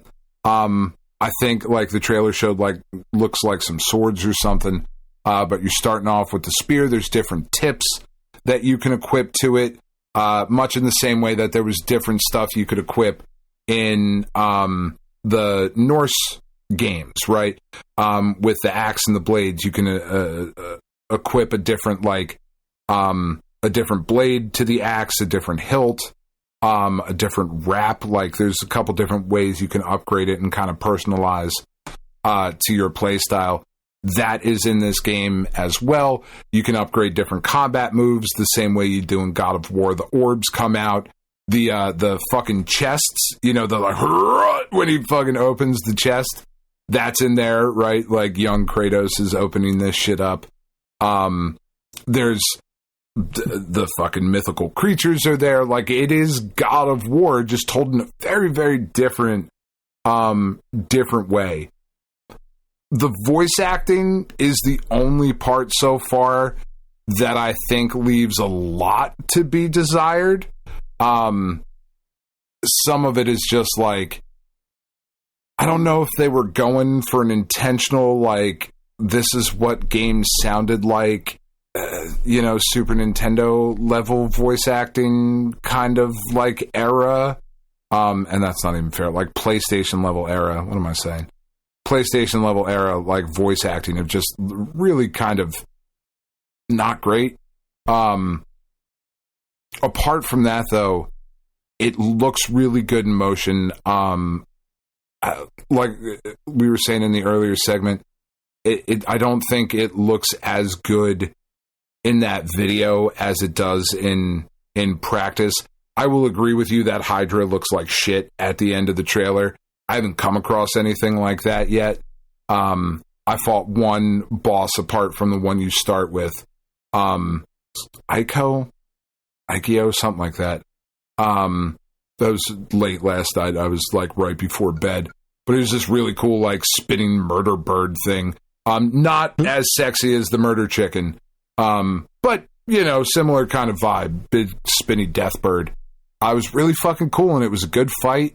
Yeah, it's fucking awesome. It's great, and I have it. I didn't know it existed, and now I've put about an hour and a half into it, and that's just kind of wonderful. And yeah, very, very happy with it so far. I reserve the right to say it's a piece of shit, and I'm sad that I didn't buy Romeo as a Dead Man instead, because that's what I was going to do today when I got paid. I was like, all right, I'm going to buy Romeo as a Dead Man. I'll talk about it on the show. I'm really excited about that game. I can't wait to play it.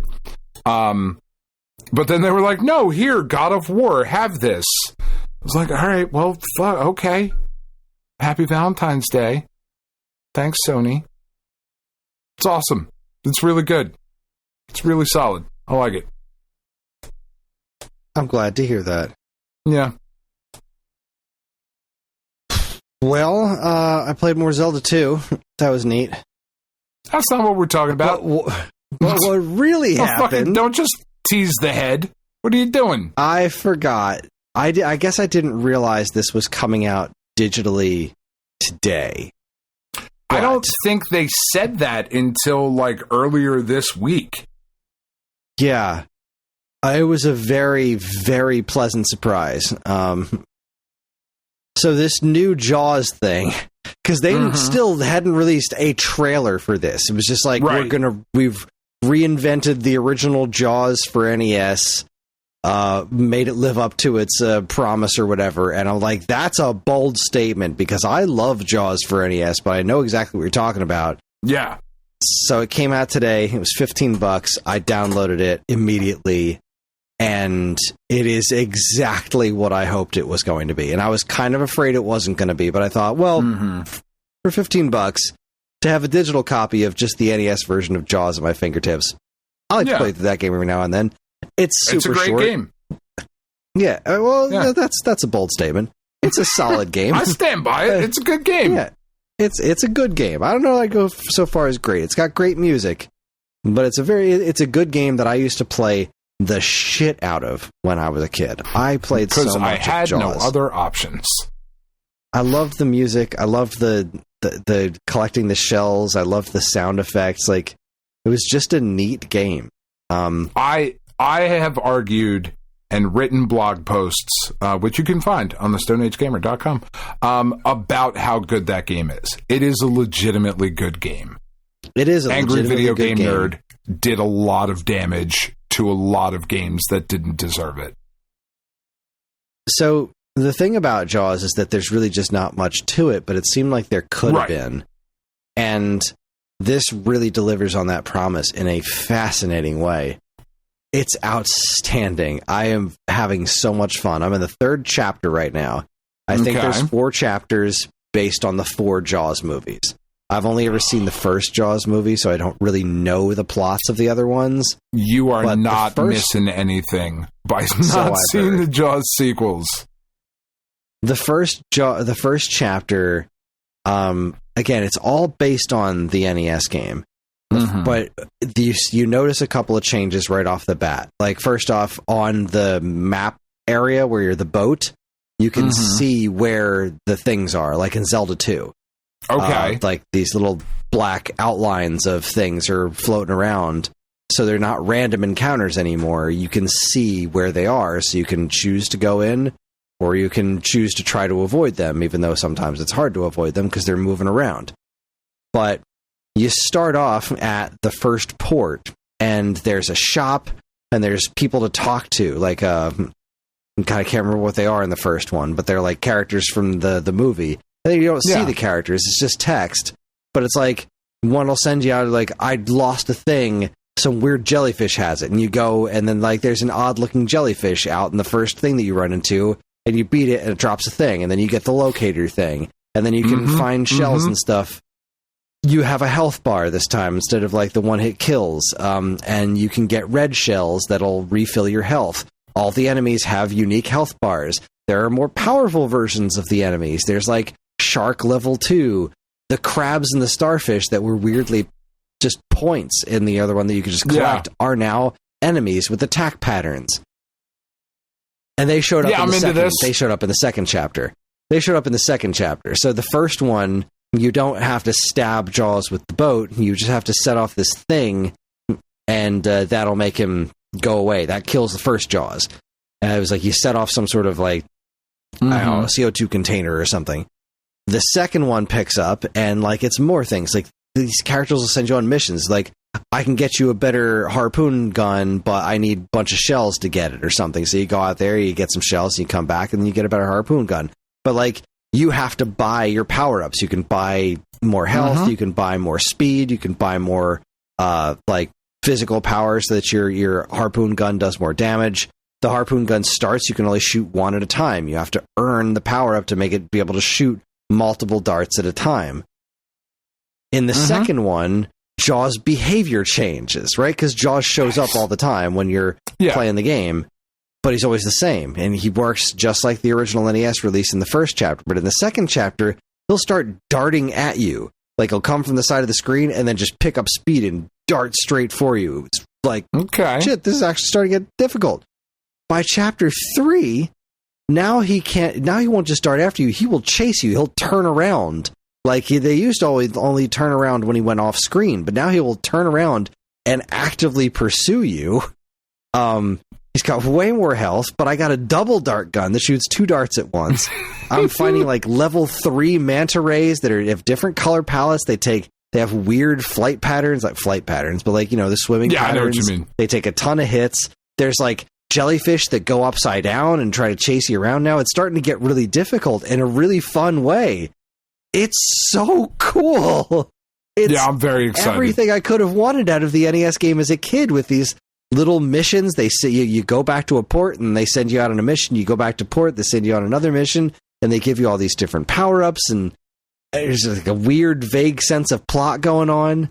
The only thing that I haven't encountered yet is a bonus level, like the thing where you're the plane and you're dropping bombs on the jellyfish for some reason. I really love those, and I haven't encountered them yet, but I'm 99% sure they're still in the game because there's a control scheme for them when you can look at what the controls are, and there's a control scheme specifically for the bonus stages. So, okay, all right. I don't know what it takes to get them, and I really want to get there again, but oh my god. Plus, the original NES game is in there. You can just play the original recipe if you want to.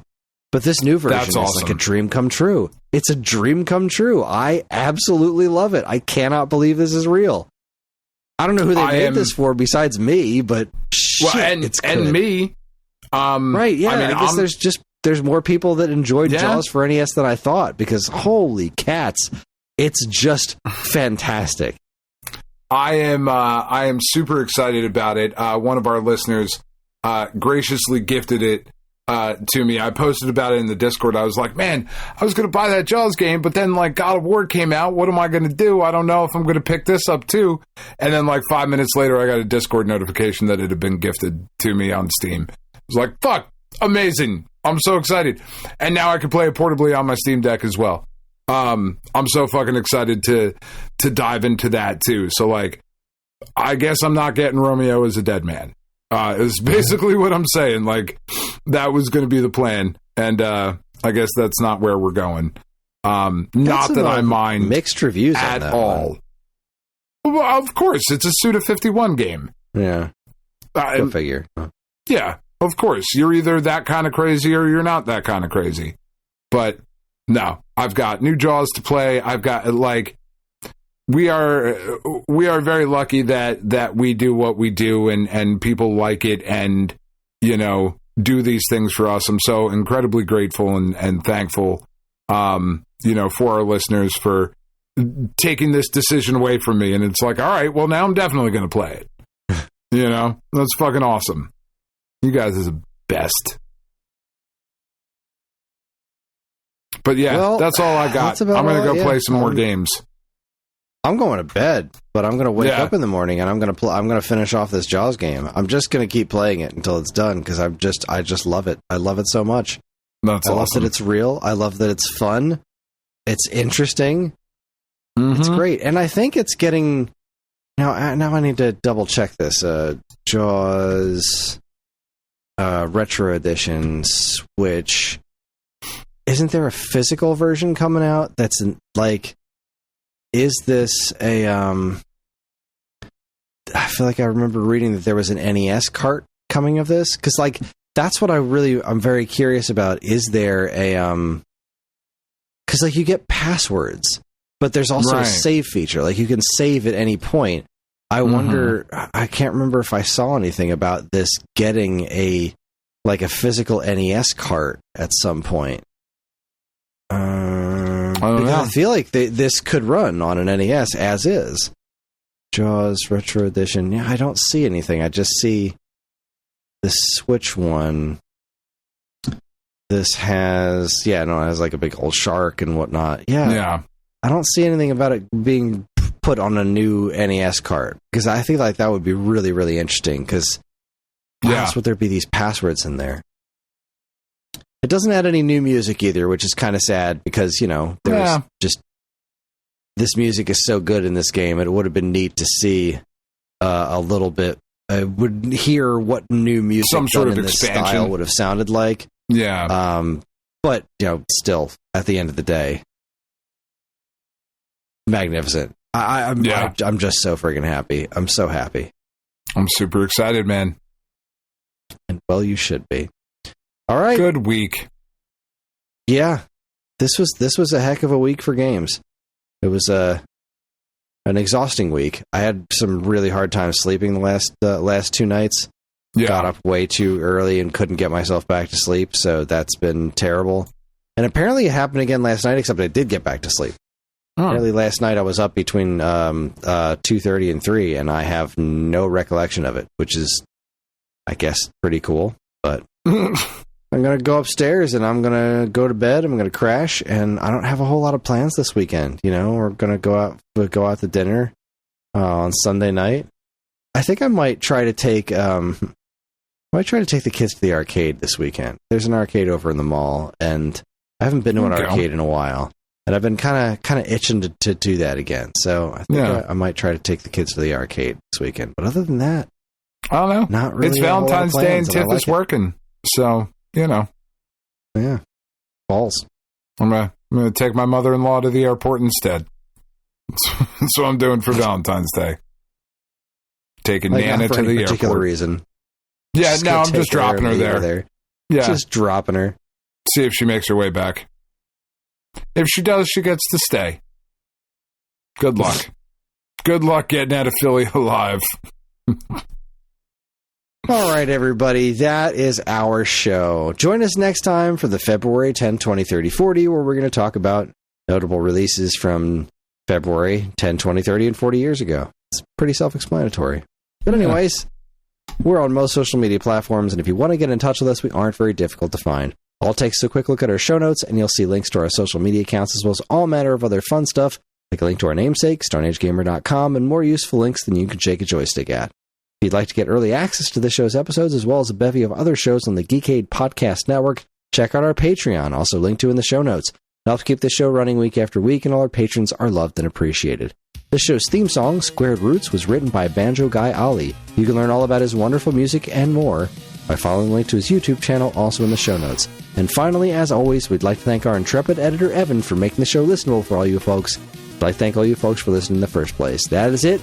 On behalf of Dan and myself, keep playing games.